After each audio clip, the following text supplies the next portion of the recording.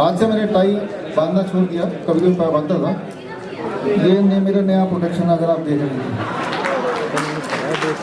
ये साइंटिफिक है और ये कैंसर से बचाएगा, हार्ट डिजीज से बचाएगा, हर तरह की बीमारी से बचाएगा।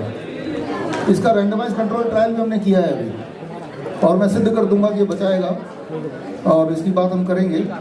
और यहाँ पे आए हुए हमारे CIM के स्टूडेंट, सर्टिफिकेट इंटीग्रेटेड मेडिसिन के पास आउट, और CNTP के स्टूडेंट, सर्टिफाइड नीम थेरेपी प्रैक्टिशनर कोर्स के पास आउट हैं यहाँ पे, आते इस तरह, thank you. And CAAR certification in autism and ADHD reversal के पास आउट हैं यहाँ पे। हमारे अभी पूरे देश दुनिया में 1000 से अधिक doctor BRC clinic at the rate home है। तो हमारे क्लिनिशियन डाइटिशियंस जो क्लिनिक चलाते हैं, उनमें से जो लोग आए हुए हैं प्लीज़ एक बार हाथ रेज करें।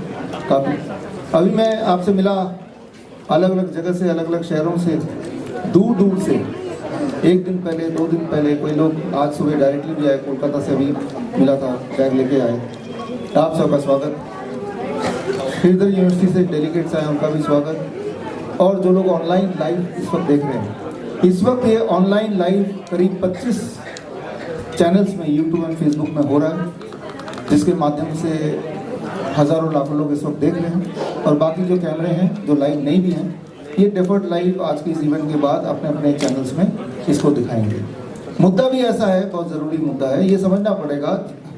हर युग में, हर सदी में, हर युग में कुछ ना कुछ प्रथा होती है, कुछ ना कुछ आस्था होती है, या कुछ ना कुछ अंधविश्वास होता है। तो वो आस्था की बात है, अंधविश्वास की बात है। जैसे बात करें तो काली बिल्ली और काट जाए रास्ता तो रुक जाना चाहिए, आस्था की बात है। साइंटिफिकली प्रूव नहीं कर सकते, बट ये चली आ रही है। हम में से, आप में से कुछ लोग इसको मानते भी होंगे।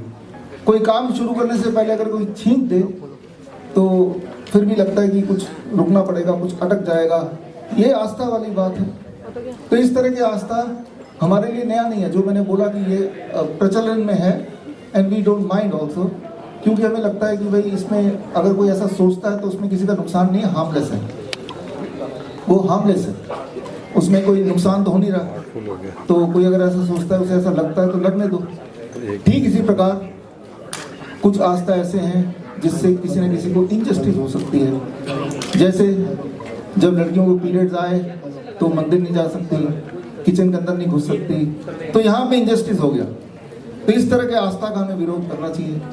और ये अभी तो धीरे धीरे कम हो रहा है, लेकिन एक टाइम पे ज़्यादा था, अभी भी गाँव में है।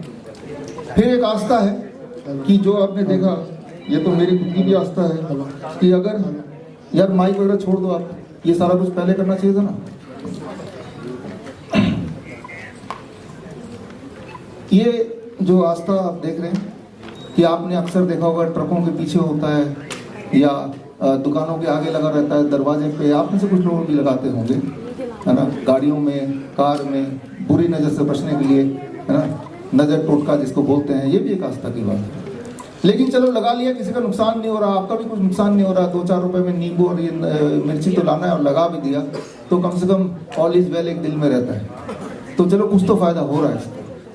लेकिन अगर यही आस्था या सुपरस्टिशन बोलें या अंधविश्वास किसी को नुकसान देने लगे, तो मान लो मैं ऐसा कर दूं इसको, एक सिनेरियो में ले रहा हूं आपको समझाने के लिए, आज के मुद्दे को समझाने के लिए, कि इसको ऑफिशियल कर दिया जाए। हेल्थ मिनिस्ट्री से ही एक नोटिस आ जाए कि हर घर में और गाड़ियों में, गाड़ियों के आगे जो विंड स्क्रीन है, ड्राइवर चलाता है ग्लास, उसके आगे ये जरूर लगाना है। और ये लगाएंगे तो फिर लोगों में कैंसर का खतरा, एक्सीडेंट का खतरा, हार्ट अटैक हो जाना गाड़ी चलाते चलाते, वो सारे खतरे खत्म हो जाएंगे या कम हो जाएंगे। तो अब होगा क्या कि ये मान लेते हैं कि हॉस्पिटल्स में मिलेंगे, कहाँ मिलेगा, और ये जो लगाएंगे गाड़ियों में सबको लगाना ही है। ट्रैफिक पुलिस को तैनात कर दे कि जिन ने गाड़ी के आगे, जहाँ ड्राइवर चलाते हैं उसके आगे ये लटकाना जरूरी है, क्योंकि आजकल हार्ट अटैक बढ़ रहे हैं और गाड़ी चलाते हुए हार्ट अटैक बढ़ रहे हैं।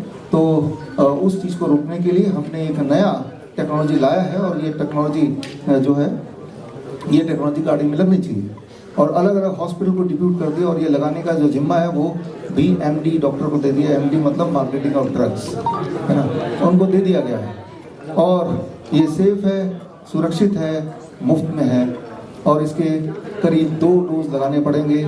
एक आगे लटक जाएगा, फिर 15 दिन बाद दूसरा भी आपको आगे लटकाना पड़ेगा, और जब गाड़ी चलाएंगे तो लगातार वो दिखता रहेगा, आपकी आंखों के सामने घूमता रहेगा, और इससे आपका कंसंट्रेशन ज़्यादा होगा, इससे आपका फोकस ज़्यादा होगा, आपका ब्लड सर्कुलेशन ज़्यादा अच्छा होगा, हमेशा आप अलर्ट रहेंगे, और इससे आपको कई सारे फायदे होंगे। और हमने तो ये देखा कि कैंसर भी इससे कम ही होता है, हार्ट डिजीज भी कम ही होता है। तो ये सारी चीज़ें चल रही हैं। इमेजिन कीजिए एक ऐसा सिनेरियो बन जाए, और फिर आपके दिमाग में आएगा, हम में से आप जैसे लोग, मेरे जैसे लोग, हम लोग आवाज़ उठाएंगे कि भाई ये क्या है भाई, आज तो साइंस का दौर है, आप किसी भी चीज़ को आप इम्प्लीमेंट नहीं कर सकते, इसका रैंडमाइज कंट्रोल ट्रायल दिखाओ, इतना ही बोल सकते हैं। और रैंडमाइज कंट्रोल ट्रायल की बात आएगी तो अब ICMR एक रैंडमाइज कंट्रोल ट्रायल भी करके दिखा देगी। आज की तारीख में, एक थोड़ा शांत हो जाए, आज की तारीख में जो रैंडमाइज कंट्रोल ट्रायल होते हैं, वो किस प्रकार होते हैं, मुझे ये साबित करना है जो मैं आपको बताया अभी ये सच है, और वो भी साइंस बेस्ड सच बताना है। और वो भी जो आज का साइंस है रैंडमाइज कंट्रोल ट्रायल, अब उसमें साबित करना पड़ेगा कि जो मैं बता रहा हूँ वो वाकई में प्रूव करके दिखाना पड़ेगा। तो चलो प्रूव करके दिखा देता हूँ।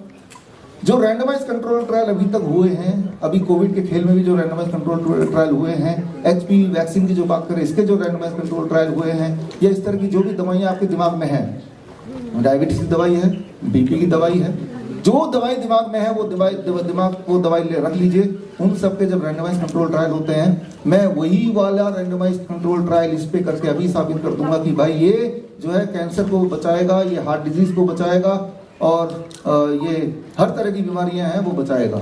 चलिए रैंडमाइज कंट्रोल ट्रायल की बात कर लेते हैं। कैसे रैंडमाइज कंट्रोल ट्रायल जिस तरह से होता है, जिस तरह से कोविड वैक्सीन का हुआ था, वही वाला रैंडमाइज कंट्रोल ट्रायल, वही वाला फॉर्मेट मैंने ले लिया, और मैंने मतलब हेल्थ मिनिस्ट्री ने ले लिया, ICMR ने ले लिया। तो जब रैंडमाइज कंट्रोल ट्रायल होता है तो 2 ग्रुप होते हैं, एक ग्रुप ये 200 लोगों का, एक ग्रुप ये 200 लोगों का, ठीक है ना। ये जो ग्रुप है, इन ग्रुप को मैं ये वाला दे देता हूँ कि आप अपनी गाड़ी के आगे सबको लगाना है। जो लोग वॉलंटियर्स हैं, जो तैयार हो जाते हैं, चलो भाई हम इसका पार्ट बनेंगे, ठीक है ना, अपने घर के आगे लगाना है, अपनी गाड़ी के आगे लगाना है, वैसे दिखता रहेगा, ठीक है ना। और दूसरा ग्रुप जो है, इस ग्रुप को मैं बोलता हूँ कि मैं आपको भी दे रहा हूँ, लेकिन आपको 7 मिनट की जगह मैं 1 मिनट कम कर देता हूँ। 1 मिनट मैंने हटा दिया यहाँ से, और 6 मिनट वाला आपको दे देता हूँ। ये 6 मिनट वाले हैं, ये 7 मिनट वाले हैं, और दोनों के दो गाड़ी पे लगा के अपना 7 मिनट वाले सारे गाड़ी में चला रहे हैं, और 6 मिनट वाले भी चला रहे हैं। और मैं आपको फॉलो करता हूँ फॉर नेक्स्ट 6 मंथ्स, और 6 महीने बाद डेटा इकट्ठा करता हूँ कि इस ग्रुप में कितने लोगों को कैंसर हुआ, इस ग्रुप में कितने लोगों को कैंसर हुआ, इस ग्रुप में कितने लोगों को हार्ट अटैक हुआ, इस ग्रुप में कितने लोगों को हार्ट अटैक हुआ, इस ग्रुप में कितने लोगों को डायरिया हुआ पिछले 6 महीने में, इसको कितना while they were having this. अब होगा क्या, जब करेंगे तो एग्जैक्ट होगा नहीं, किसी न किसी ग्रुप में कैंसर थोड़ा ज़्यादा होगा, किसी में थोड़ा कम होगा, हार्ट डिजीज थोड़ा ज़्यादा होगा, थोड़ा कम होगा, ठीक है ना। फिर एक मैं रिपोर्ट निकाल दूंगा ICMR की नई स्टडी, और उस स्टडी में पाया गया कि जिस ग्रुप ने 7 मिर्च वाला नींबू लिया था, उसमें कैंसर का ज़्यादा बचाव हो गया, उसमें हार्ट डिजीज का ज़्यादा बचाव हो गया, उसमें लूज मोशन का भी ज़्यादा बचाव हो गया, उसमें हर तरह की बीमारी का बचाव ज़्यादा हो गया। यानी कि hence proved according to the randomized control trial कि ये वाकई में काम करता है। मैं तो बोल रहा हूँ, ये करके देखिए। आप इसके पीछे का खेल समझ रहे हैं? पीछे का खेल क्या है कि ये भी मेरा है, ये भी मेरा है, एक में 6 है, एक में 7 है। क्या फर्क पड़ जाता है कि 6 वाला जीतेगा तो मैं इसको आगे कर दूंगा, 7 वाला जीतेगा तो इसको आगे कर दूंगा, कि है ही 2 ग्रुप, है ना, दोनों ही मेरे बंदे हैं। रैंडमाइज कंट्रोल ट्रायल का जो असली नियम है वो ये है कि एक ग्रुप का आपने इंटरवेंशन दिया जो एक्सपेरिमेंटल ड्रग है, और एक ग्रुप को कुछ नहीं दिया। अब देखा कि जिसको एक्सपेरिमेंटल ड्रग दिया तो उनमें लाइफ स्पैन कितनी है, उनमें कैंसर कितना हुआ, उसमें हार्ट डिजीज कितना हुआ, अलग अलग पैरामीटर देखेंगे in comparison to the neutral group जिसमें कुछ भी नहीं दिया, प्लेसिबो दिया या तो कुछ भी नहीं दिया। अब जब कंपेयर करेंगे तो that is the real comparison. लेकिन वो ना करके अभी के जितने सारे ट्रायल्स हैं पिछले 20 साल के 30 साल को उठा के देख लीजिए, one drug versus the other. तो where is the no drug group? There is no, ऐसा कोई ग्रुप है ही नहीं, ठीक है ना। तो पोल कब खुलती है? जब आप ये 200 लोग और ले आएंगे और बोलेंगे कि इन्होंने ना तो ये लिया ना तो ये लिया, अब इनसे कंपेयर करके दिखाओ, तब असलियत समझ आएगी। तो जितने सारे रैंडमाइज कंट्रोल ट्रायल आपको किसी भी दवाई का दिखाएंगे, उसमें हमेशा 2 आर्म होंगे और दोनों आर्म में एक एक दवाई घुसाई होगी। दोनों आर्म में HPV का वैक्सीन 1, HPV का वैक्सीन 2 घुसाया होगा। इसमें थोड़े से इंग्रेडिएंट चेंज कर दिए, इसमें इंग्रेडिएंट चेंज कर दिया। कुछ फर्क नहीं पड़ता इनमें से जीतना कौन है, कि कोई एक तो जीतेगा, राइट। जो भी जीतेगा उसको बता देंगे देखो जी हमारे हिसाब से ये जो है ये ज्यादा इफेक्टिव है। बट ज्यादा effective in comparison to what? In comparison to anything else, जो कि ये भी आप ही का है। देखना ये पड़ता है कि अगर ये अगर ड्राइवर नहीं लगाएगा, बल्कि होगा क्या, ड्राइवर जब ये लगाएगा तो क्या होगा, आगे दिखता रहेगा, उसके एक्सीडेंट के चांसेस बढ़ेंगे, कुछ लोग एक्सीडेंट से मारे भी जाएंगे, इसमें भी कुछ मारे जाएंगे। लेकिन फिर ये देखेंगे किस ग्रुप में कम मारे गए, अच्छा इस ग्रुप में कम मारे गए तो उसको ले लो। पोल कब खुलेगी? जब तीसरा ग्रुप होगा जिसको ये आप आगे उसके विंडशील्ड के आगे ये नहीं होगा, तब पोल खुलेगी। कि अगर विंडशील्ड के आगे नहीं होगा तो एक्सीडेंट होगा ही नहीं। मैं उदाहरण से समझा रहा हूँ किस तरह से घुमा के रैंडमाइज कंट्रोल ट्रायल किया जाता है, जिसमें दोनों आर्म में अपनी दवाई ली जाती है और प्लेसेबो ग्रुप होता ही नहीं है। और जिसकी वजह से और आप, मैं, ज़्यादातर लोग जो जनरल मास की बात कर रहा हूँ, specific not to you not to me, कि वो सिर्फ रिजल्ट देखते हैं। वो जो प्रोपेगेंडा मीडिया में आया है कि ये पाया गया कि कोविड-19 वैक्सीन को रोकने के लिए, वायरस को रोकने के लिए ये वैक्सीन ज़्यादा प्रभावशाली है। ज़्यादा प्रभावशाली in comparison to what, right. तो मेरा भाई जब स्कूल से उसके मार्कशीट फेल होके आता था, तो जब घर आने से पहले एक बच्चा और पकड़ लाता था, उसके मार्क्स उससे भी कम, दोनों ही फेल है। तो जब मम्मी उससे फेल हो गए तो उसका देखो ये भी तो फेल हो गया, इसका मेरे से भी कम है, मम्मी भी संतुष्ट हो जाती थी कि मेरा बच्चा कितना होनहार है, कम से कम फेल हुआ लेकिन इससे भी कम कोई और है।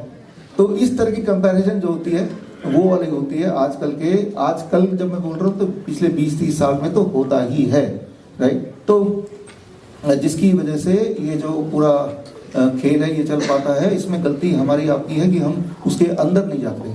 उसके अंदर जाएंगे तो दूध का दूध पानी का पानी तो उसी वक्त हो जाएगा। लेकिन आज की जो समस्या है वो काफ़ी गंभीर समस्या है जिस पर हम बात करेंगे। और उससे पहले मैं आपको ये बताना चाहूँगा कि ये सारा एक डर का व्यापार है। डर पहले पैदा करो। जैसे मान लो हमें कुत्ते से काटने का डर है आपको, अगर कोई पागल कुत्ता काट लेगा तो आप मर ही जाएंगे।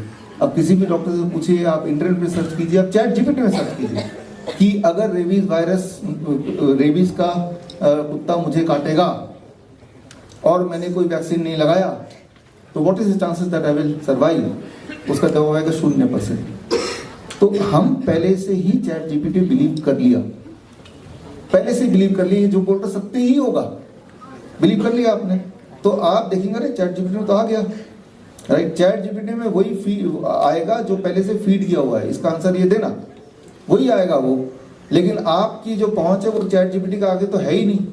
तो आप क्या है कि आपकी जो दुनिया है, आपकी जो खिड़की है जिससे आप दुनिया को देखते हैं, वो खिड़की वाया चैट जीपीटी जाती है। आपको ये समझना पड़ेगा कि जो चैट जीपीटी में या इवन गूगल में जो लिटरेचर है जिससे वो सर्च करता है, वो लिटरेचर सारे 98% अंग्रेजी वाले लिटरेचर है। हिंदी, बंगाली, तमिल, जो अंग्रेजी से भी काफ़ी पुराने लिपियां हैं, तो उनका भंडार तो है ही नहीं। तो यानी कि जब वो सर्च करके आपको बताता है कि ये रहे 10 रिजल्ट्स पहले पेज में, वो वही वाले आते हैं जो अंग्रेजी वाले लिखे हुए हैं, संस्कृत वाले नहीं आएंगे, क्योंकि वो तो चैट जीपीटी में है ही नहीं, वो तो आपके गूगल या इंटरनेट में ही नहीं है। तो जो चीज़ इंटरनेट में नहीं है जरूरी नहीं कि वो एग्जिस्ट नहीं करती, बस वहाँ एग्जिस्ट नहीं करती। लेकिन आपकी जो खिड़की है दुनिया को देखने के लिए, आपकी जो चश्मा है, वो चश्मा अब इंटरनेट बन गया। इंटरनेट की नज़र से जब दुनिया को देखेंगे तो दुनिया वैसी नहीं दिखेगी जैसी वो एक्चुअली है। दुनिया वैसे दिखेगी जैसा इंटरनेट या गूगल या चैट जीपीटी आपको दिखाना चाह रहा है। और अगर आपको ये लगता है कि ये न्यूट्रल है, कि ये तो वही दिखाता है जो सच है, नहीं जाएगा कि भाई जो बोल रहा था वो गलत बोल रहा है। ये करके देखिए, आज मैं आपको बताता हूँ, ये करके देखना जरूरी है, because it is a matter of your life and death. तो खैर, आज की जो परिस्थिति है वो कुछ इस प्रकार है, जैसे मैंने थोड़ी देर पहले प्रेस कॉन्फ्रेंस में बोला, मेरी बेटी का उम्र 12.5 साल है। कोई ऐसी परिस्थिति बन जाए जैसी परिस्थिति आपके साथ बन गई थी कुछ साल पहले, कि भाई कोविड का वैक्सीन अगर नहीं लगाएंगे तो मॉल में नहीं जा सकते, बस में नहीं चल सकते, ट्रेन में नहीं जा सकते, जॉब में नहीं जा सकते, सड़क पे नहीं जा सकते, इस तरह का माहौल बना दिया गया, ये जानते हुए फॉर मेनी ऑफ यू कि इससे तो हमें नुकसान नहीं होगा, लेकिन मजबूरी में भाई हमारी जॉब छूट जाएगी, ये सब करते हुए इंडियन आर्मी में, एयरफोर्स में, हर जगह पुलिस में कंपलसरी कर दिया, लगाना ही पड़ेगा, और ऐसा दिखा रहे कि हमें कितनी चिंता है आपकी, और आपने उसको लगाया। ऐसी परिस्थिति बना दी गई, ये सब आपको पता ही है। हालांकि हमारी मेमोरी बड़ी शॉर्ट होती है, लेकिन कितनी भयंकर परिस्थिति बना दी गई थी उसको। और ठीक उसी तरह से अभी की जो परिस्थिति बनाई जा रही है छोटे बच्चों के लिए 9 से 14 साल की, धीरे धीरे वो बिल्डअप किया जा रहा है। स्कूल में एक दिन गाड़ी खड़ी होगी, खूब सारे वो सफ़ेद कोट वाले आ जाएंगे, आप में की वैक्सीन होगी। अब जरा सोचिए, उस वक्त आपकी बेटी है जो कि 10 साल की मान लेते हैं, क्या कर लेगी जब आप कुछ नहीं कर पाए, जब कोविड का वैक्सीन लगाने जा रहे थे। Welcome sir, welcome welcome. So welcome. तो जब आप ही कुछ नहीं कर पाए, सारा कुछ पता होते हुए भी एक छोटी बच्ची क्या कर लेगी? वो तो खड़ी रह जाएगी। और एक बार चला गया एचपीवी वैक्सीन तो क्या होने वाला है उसका तो आप अभी देखेंगे ही देखेंगे। तो मेरा जो पहला मैसेज है, जिसको मैं आगे साबित करूंगा, फिर आपसे पूछूंगा जो प्रेस के लोग हैं, फिर एक बार और आप मुझसे क्वेश्चन कीजिए, अपने सवाल लिखिए, यूं ही नहीं मानिए कि मैं बोल रहा हूं। तो मैंने अपनी बच्ची को बोला, और देश की सारी बेटियों को मैं बोलना चाहता हूँ, 9 से 14 साल की बेटियों को, कि अगर कोई ऐसी परिस्थिति भी बन जाए कि एक तरफ एचपीवी वैक्सीन लिया हुआ ये पागल डॉक्टर, यानी कि मैड डॉक्टर आपकी तरफ हो, और आप एक पिंजरे में हो, दूसरी तरफ एक पागल रेबीज वाला कुत्ता हो, तो पागल कुत्ते से कटवा लेना, ये पागल डॉक्टर से एचपीवी वैक्सीन मत लगवा लेना। कुत्ता चाहे कितना ही पागल हो, उससे तो बच ही जाएंगे आप। कैसे बचेंगे वो आगे आएगा, लेकिन अगर एचपीवी वैक्सीन चला गया तो ये इरिवर्सिबल है, ये इरिवर्सिबल है। तो यानी कि अगर ऐसा कोई परिस्थिति हो तो ये 2 पिंजरे हैं, तो कुत्ते वाले पिंजरे में भागना, कि कुत्ते को देख के पागल डॉक्टर तो भाग ही जाएगा, है ना। और बचा रहा से कुत्ता काट लेगा, थोड़ी चोट आएगी, थोड़ी इंजरी हो जाएगी, और वायरस थोड़ा चला ही जाएगा मान लेते हैं एट द वर्स्ट, लेकिन उससे बचा जा सकता है, बड़े आराम से बचा जा सकता है। दिमाग में आपकी ये बात आ रही होगी कि भाई हमने तो सुना था कि रेबीज अगर हो गया किसी को और वैक्सीन भी नहीं लिया, रेबीज वाला वैक्सीन, तो वो नहीं बच सकता। दिमाग में है ना आपके, यही डर का व्यापार है। इतना डरा दो कि उसकी सूझबूझ खत्म हो जाए। जो चीज हम सुनते आ रहे हैं वो सच नहीं भी हो सकता है। सुनता तो मैं ये भी आ रहा हूँ कि भाई ये अपने घर के आसपास लगा दो, अपने घर के दरवाजे पे लगा दो, ठीक है ना, लेकिन ये सच नहीं भी हो सकता। ये आस्था हो सकती है, अंधविश्वास हो सकता है। It can not be called as science. आस्था बोल सकते हैं इसको, प्रथा बोल सकते हैं इसको, साइंस तो नहीं बोल सकते इसको, है ना। तो जो चीज हम सुनते आ रहे हो हैं, उनको हमें चैलेंज करना बड़ा ही इंपॉर्टेंट है। It is very very important for us to challenge it. तो जैसे हम सुनते आ रहे हैं, आजकल के जो मॉडर्न सुपरस्टिशन है, मॉडर्न अंधविश्वास, हमारे जनरेशन के जो मॉडर्न अंधविश्वास, पहला अंधविश्वास एलोपैथी क्योर्स डिजीज, कि एलोपैथी से बीमारी ठीक हो सकती है। यही दिमाग में बैठा हुआ है। सबूत कोई है? सबूत है तो दिखा दो। मैंने तो पहले भी बोला, आज भी बोल रहा हूँ, 10 लाख रुपए दे दूंगा। आज तक नहीं आया सबूत, ना कोई आएगा, क्योंकि है ही नहीं। और जो तरह के सबूत है, वो सबूत किस तरह के रैंडमाइज्ड कंट्रोल ट्रायल है, वो तो मैंने आपको बता ही दिया है। राइट, दोनों तरफ ही दवाइयाँ हैं। डायबिटीज का जो रैंडमाइज्ड कंट्रोल ट्रायल हो रहा है, एक तरफ एक दवाई, एक तरफ दूसरी दवाई। तीसरा एक और बैच होना चाहिए जिसमें कोई दवाई नहीं है, वो गायब कर दिया। दूसरा जो आजकल का मॉडर्न अंधविश्वास है, अगर डॉग ने बाइट कर लिया और वैक्सीन आपको रेबीज से बचाएगी। After a dog bite vaccine prevents rabies.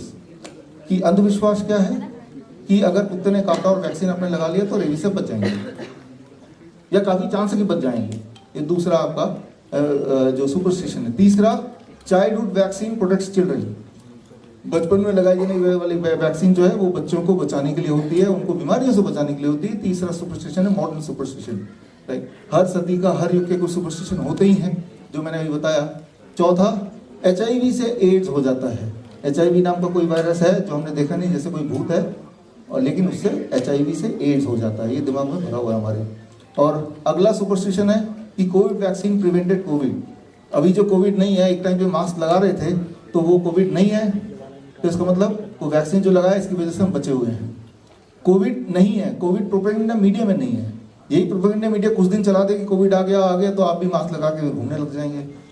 ये आपने देखा ही। जब मैं बोल रहा हूँ आप, I don't mean the people here, क्योंकि आप तो हमारे स्टूडेंट हैं, हमारे क्लिनिशियन हैं, हमारे मीडिया के जो मित्र हैं और आप हमें सुनते आ रहे हैं। तो जब मैं बोल रहा हूँ आप, it is general mass. Sixth जो मिसकंसेप्शन सुपरस्टिशन है, अंधविश्वास, छठवां अंधविश्वास, ये एक बड़ा व्यापार बन चुका है। मेमोग्राम, बायोप्सी, पेट स्कैन जो है ये कैंसर को डिटेक्ट करती है। कितना बड़ा अंधविश्वास है।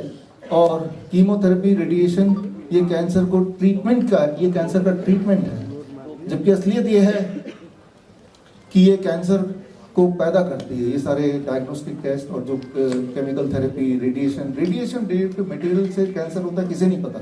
पता होते हुए भी रेडिएशन को ट्रीटमेंट मानना, ये है एक बहुत बड़ा सुपरस्टिशन। और इस सुपरस्टिशन को कोई अगर चैलेंज करेगा, कोई इसके खिलाफ कुछ भी बोलेगा, तो पूरी जो उनकी कम्युनिटी है जिनको इससे इस सुपरस्टिशन से फायदा हो रहा हो, जैसे एक टाइम पे पंडितों को फायदा होता था, घर में कुछ भी दुख दर्द हो तो पंडित को दक्षिणा देंगे तो ही वो दुख हरेगा, है ना। तो अगर ये सुपरस्टिशन अगर किसी ने इसके खिलाफ बोला तो सारे पंडित कम्युनिटी एक हो जाते थे। पुरानी बात है। ठीक उसी तरह से जब आज से याद कीजिए 2 साल पहले सिद्धू नवजोत सिद्धू, उनकी वाइफ, जब उन्होंने मीडिया में आके बोला कि मेरी वाइफ तो ठीक हो गई, और ठीक कैसे हुई, शाम के 6 बजे तक खाना खा लेती थी, फ्रूट्स एंड वेजिटेबल, जो हमारा डाइट है वो हमारी पेशेंट है। और उससे भी 1.5 साल पहले उन्होंने सारा डाइट प्लान, जो आप सबको पता ही है, लिया। और उसके बाद फिर दोबारा कभी बातचीत नहीं हुई। पहले तब तो हुई लगातार, उसके बाद ठीक होने के 1 साल बाद जब उन्होंने देखा ठीक होते हुए भी 1 साल हो गए, ठीक है ना, तब उन्होंने प्रेस कॉन्फ्रेंस किया। नतीजा क्या निकला आपके सामने? एक कोई सिविल सोसाइटी छत्तीसगढ़ का 700 करोड़ का लीगल नोटिस भेजा। ध्यान आ रहा है उस तरह की न्यूज, है ना। लेकिन अब आप भूल चुके हैं वो लीगल नोटिस का हुआ क्या। लेकिन लीगल नोटिस का मकसद सिर्फ इतना था कि प्रोपेगेंडा मीडिया में जब ये चलेगा तो लोगों के दिमाग में ये आ जाएगा कि लीगल नोटिस भेजा गया, कोर्ट का मामला, इसलिए इसका मतलब सिद्धू जो बोल रहे हैं वो सच नहीं भी हो सकता है, नहीं तो लीगल नोटिस क्यों आएगा। लेकिन अगर वो ऐसा झूठ होता तो वो 700 करोड़ का क्या हुआ उस केस का? वो तो केस 700 करोड़ सिद्धू को देने पड़ते या माफी मांगनी पड़ती, कुछ तो होता। जब ये नोटिस का मुझे पता चला तो मैंने उसी छत्तीसगढ़ सिविल सोसाइटी को 7,000 करोड़ का नोटिस दे दिया, लीगल नोटिस बदले में। तो जब 7,000 करोड़ का लीगल नोटिस दे दिया और उसके बाद हमने देखा, तब भी हमने ऐसा एक प्रेस कॉन्फ्रेंस किया था, तब उसके बाद से वो जो लीगल नोटिस का प्रोपेगेंडा मीडिया में चल रहा था वो खेल बंद ही हो गया।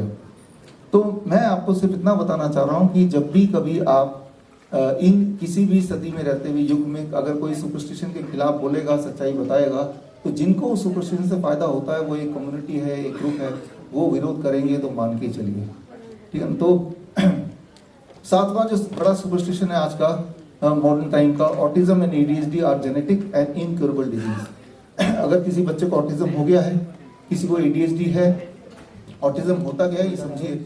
अगर किसी की बच्चे की उम्र 10 साल है लेकिन उसका दिमाग की उम्र 2 साल है तो ये ऑटिज्म है।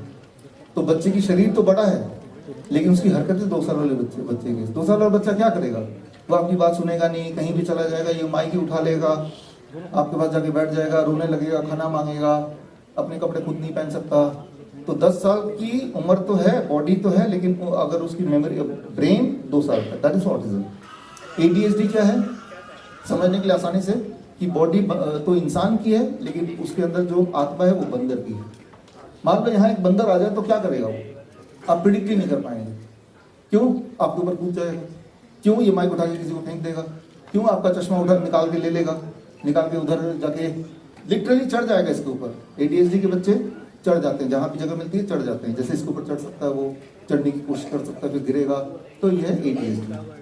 तो जब भी ऐसे सिम्टम आते हैं तो उनके पेरेंट्स को बोल दिया जाता है जेनेटिक है। जेनेटिक मतलब आज जो आपकी बच्चे की हालत है उसके लिए हम जिम्मेदार नहीं है, जिम्मेदार है आपके पुरखे और पुरखों के पुरखे। अब जब बात पुरखों पे डाली दी है तो पेरेंट्स बोलेंगे भी क्या? तो जब भी कुछ समझना है जेनेटिक वर्ड घुसा दो, है ना। अगर ये जेनेटिक है तो 40 साल पहले ADHD ऑटिज्म क्यों नहीं था? तब भी तो आपके पुरखों के बच्चों के बच्चे थे ही। आप मुझे पूरे देश में 40 साल से ऊपर उम्र का एक भी ऑटिज्म का बच्चा दिखा दो। बच्चा तो अभी तो 40 साल का इंसान हो गया होगा वो, लेकिन ऑटिज्म तो क्योरेबल नहीं है, दिखा दो आप। एक भी दिखा दो पूरी दुनिया में, आप जो भी दिखाओगे वो 20 साल के नीचे होंगे, हद से 24 साल के होंगे, उससे ऊपर के नहीं होंगे। जैसे जैसे नंबर ऑफ वैक्सीन बच्चों में बढ़ती गई, जब मैं पैदा हुआ था 3-4 वैक्सीन लगे थे, हमारी बॉडी ने झेल लिया। आज के बच्चे जो पैदा होते हैं 30-40 वैक्सीन लग जाते हैं, बॉडी नहीं झेल पाती अधिकतर बच्चों की। और जब बच्चे झेल नहीं पाते तो as a result of that आज की तारीख में हर 10 में से एक बच्चा ADHD, हर 100 में से एक बच्चा ऑटिज्म। भारत का मैं फिगर बता रहा हूँ, यूएस में तो 70 वैक्सीन लगते थे पिछले जनवरी से पहले तक, 70। और यूएस में हर 12 में से एक बच्चे को ऑटिज्म, 12 में से, राइट। तो फिर ट्रंप ने 21 जनवरी को से पहले ऐलान किया कि बच्चों को 60 वैक्सीन नहीं लगाने, 60 हटा दिया। क्यों? क्योंकि बच्चों को ऑटिज्म हो जाता है, कारण भी दिया उन्होंने, है ना। तो जहां से वैक्सीन आया है वही देश है वैक्सीन को हटा रही है। इससे आपको समझ आ रहा होगा कि ये रियल महामारी है। लेकिन इंपॉर्टेंट बात यह है कि ये ठीक हो सकती है। आज ऐसे बच्चों से आप मिलेंगे जो इसके शिकार हुए, वैक्सीन की वजह से हेल्दी तो पैदा हुए थे, लेकिन उसके बाद जो भी कुछ उन्होंने किया, हमारे यहाँ पे जो certificate in autism and ADHD reversal के स्टूडेंट्स हैं, उन्होंने ये सारा कुछ सीखा है। अभी तो आपका कॉन्वोकेशन है, कॉन्वोकेशन के लिए आप आए हैं, आपने तो सारा सीखा है। तो आपने देखा है किस तरह छोटे बच्चे ऑटिज्म वाले थोड़े दिनों के अंदर पूरी तरह ठीक हो सकते हैं। ऐसे बच्चे यहाँ भी हैं, आपको मिलाऊंगा अभी, वो मिलेंगे भी आपसे, स्टेज पे भी आएंगे थोड़ी देर बाद।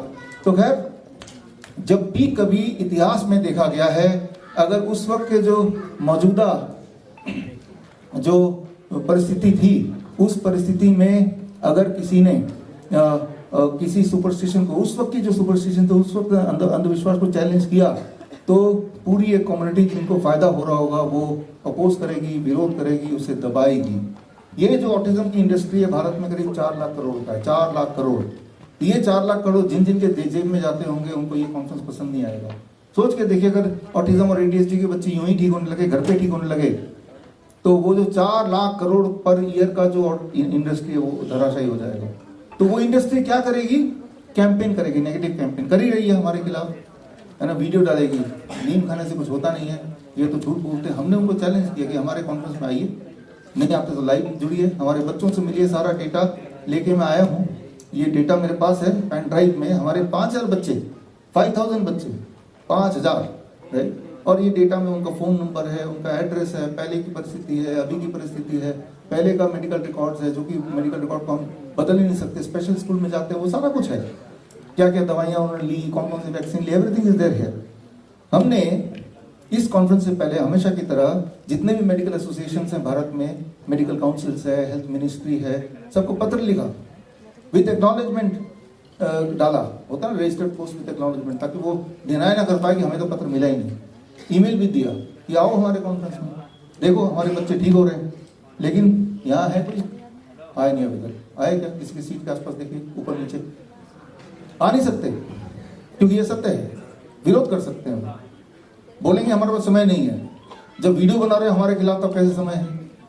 तो उससे अच्छा सारे लोग एक बार आ जाओ, हो सकता है मैं गलत हूँ, तो आके आप ये सिद्धि कर दो गलत है, कम से कम लोगों को क्लैरिटी तो होगी, क्लियर तो होगा। आने नहीं वाले बिकॉज ये सत्य है। लेकिन इस चीज़ के लिए हमें और आपको, हमारे जो स्टूडेंट नए बने हैं, हमारे जो क्लिनिशियन, आपको तैयार रहना चाहिए कि आप एक ऐसा काम कर रहे हैं जो मेन स्ट्रीम का काम नहीं है, जो अंधविश्वास को ठीक करने वाला काम है। तो इस काम में बाधाएं आएंगी, जैसे गैलीलियो का आया था 1633 में, जब उन्होंने पहली बार बताया दुनिया को कि अर्थ के चारों तरफ सूर्य नहीं घूमता है, अर्थ सूर्य के चारों तरफ घूमता है। जब पहली बार बताया था तो उस वक्त रोमन कैथोलिक चर्च, जिनका ये बिलीफ सिस्टम था कि अर्थ सेंटर पॉइंट है और सूरज बाकी सब इसके चारों तरफ घूमते हैं, जब उनका बिलीफ सिस्टम पे प्रहार हुआ, वो गलत साबित हो गया, तो रोमन कैथोलिक चर्च ने गैलीलियो को उम्र कैद सुना दिया, उम्र कैद।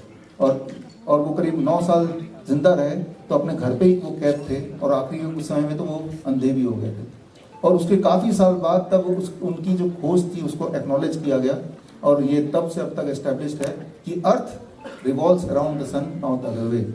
तो जब भी प्रचलित सुपरस्टिशन को आप चैलेंज करेंगे तो आप तैयार हो जाइए कि भाई विरोध तो आएगा उनसे जिनको इस सुपरस्टिशन से बेहद फायदा हो रहा हो।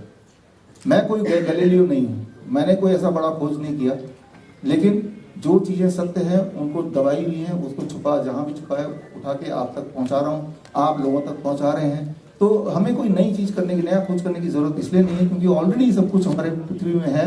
हमारे पूर्वजों ने लिख के, आयुर्वेद के नाम पे बोले या यूनानी के नाम पे बोले, लिख के गए हैं, लेकिन वो कहीं दबी हुई है। इंटरनेट पे तो नहीं मिलेगा वो, क्योंकि इंटरनेट पे वही मिलेगा जो वो आपको दिखाना चाहते हैं। तो ये बात आपको हमें समझनी पड़ेगी। तो यहाँ पे इन सब को ध्वस्त करने के लिए सबसे आसान तरीका क्या है? सबसे आसान तरीका है कि ये शुरू जहाँ से हुआ है उसकी जो नींव है, उसकी जो जड़ है, उसको अगर हम काट देंगे, ये कितना बड़ा ही पेड़ बन गया हो, ये सुपरस्टिशन का खेल बन गया हो, वैक्सीन का खेल, जड़ पे अटैक करना पड़ेगा, फिर सब कुछ धराशायी हो सकता है। तो जड़ पे अटैक करेंगे। तो जड़ कब है? 1900 से की शुरुआत की बात है, जब पहली बार की वैक्सीन नाम के कोई खेल शुरू हुआ था, 1900 तब शुरू हुआ था। और सबसे पहले कुत्तों का काटा तो वैक्सीन लगाना चाहिए, ये कॉन्सेप्ट शुरू हुआ था।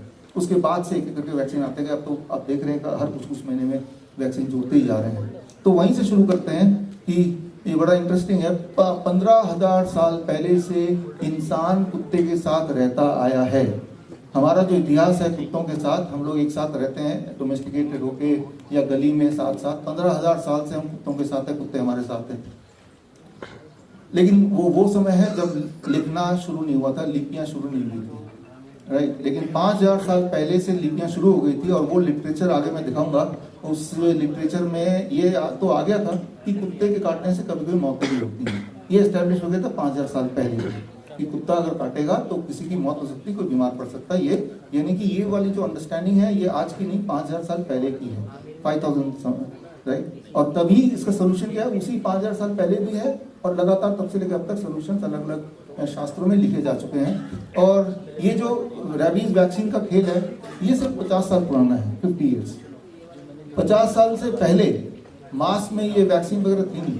याद कीजिए मेरे उम्र के लोग, 50 साल से ऊपर जिनकी उम्र है, कि तब 14 इंजेक्शन लगते थे, 14, उससे पहले 21 इंजेक्शन लगते थे। कुत्ता काटा तो इंजेक्शन लगाना है, उसका नाम वैक्सीन है, क्या है वो किसी को नहीं पता। कुत्ता काटेगा इंजेक्शन लगाना है, ये दिमाग में बैठा हुआ था। जैसे हमारे दिमाग में बैठा है काला बिल्ली अगर आपका रास्ता रोकी तो हमें रुक जाना है, दिमाग बैठा हुआ है ना, हम रुक भी जाते हैं थोड़ी देर के लिए, है ना। कोई छींकेगा तो हमें रुक जाना है, हमारा काम शुरू होने से पहले कोई छींक दिया तो ये स्टॉप। तो इस तरह से दिमाग में ये बैठ गया है कि अगर कुत्ता काटा तो चौथा इंजेक्शन तो लगे, पेट में लगता है घुमा के, है ना। अब चौथा इंजेक्शन लग गए अलग अलग ड्यूरेशन में, तो अब हम प्यूरिफाइड हो गए।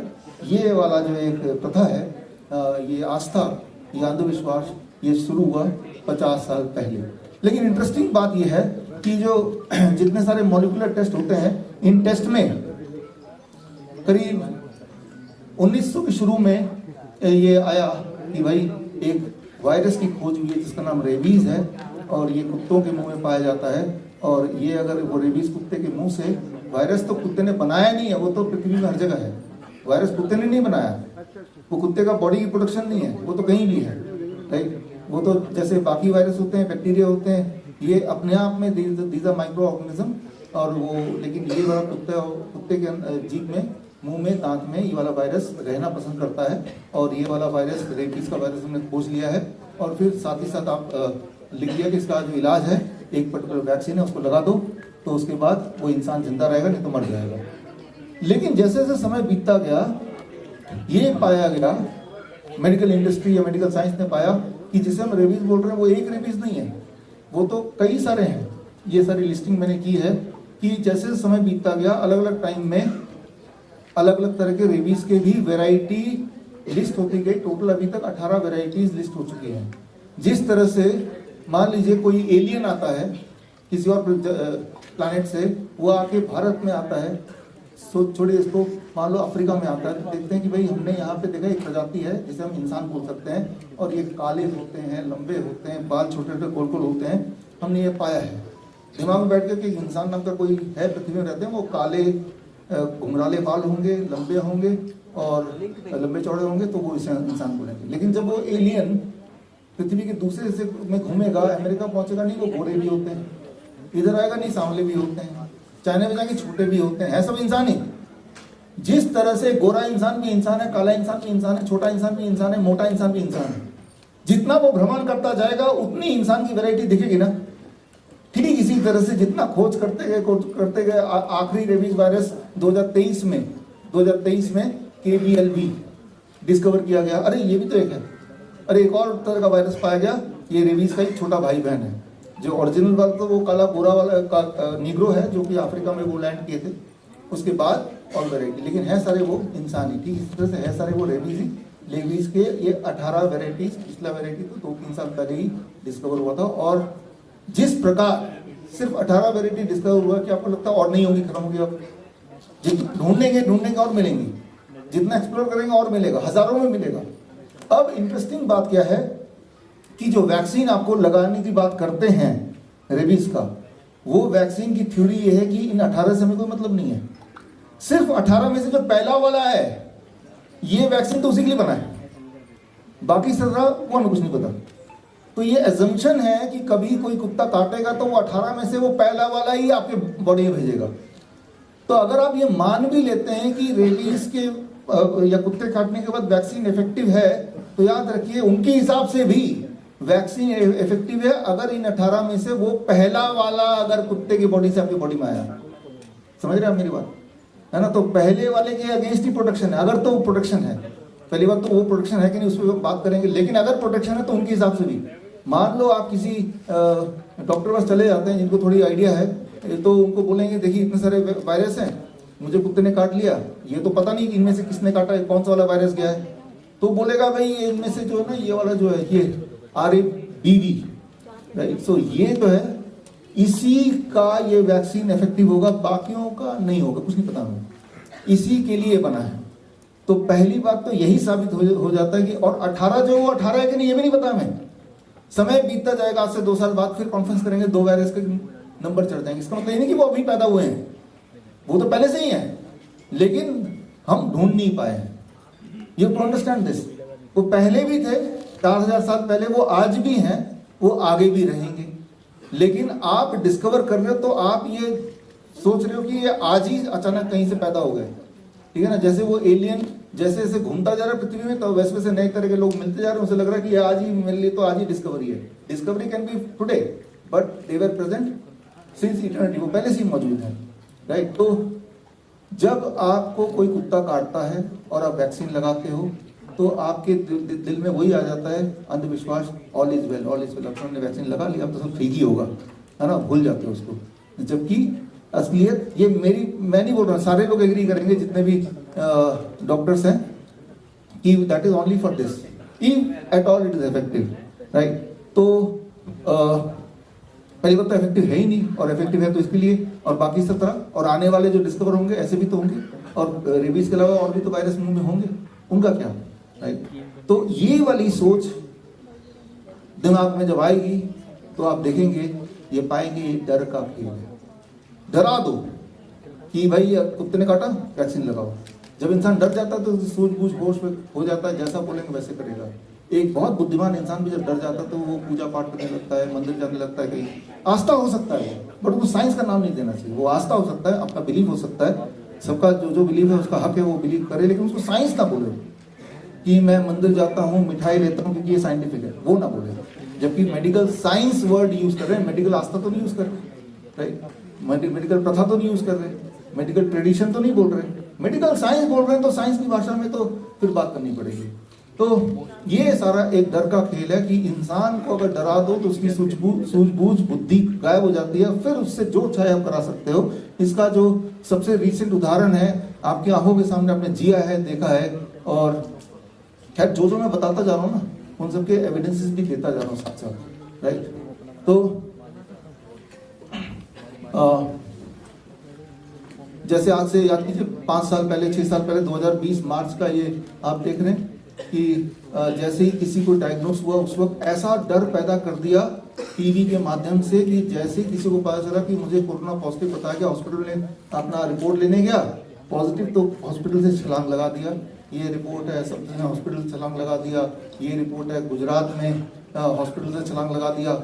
और ऐसे कितने रिपोर्ट आपके आंखों के सामने आए। मतलब कोविड पॉजिटिव होना ज्यादा भयानक है मरने से भी,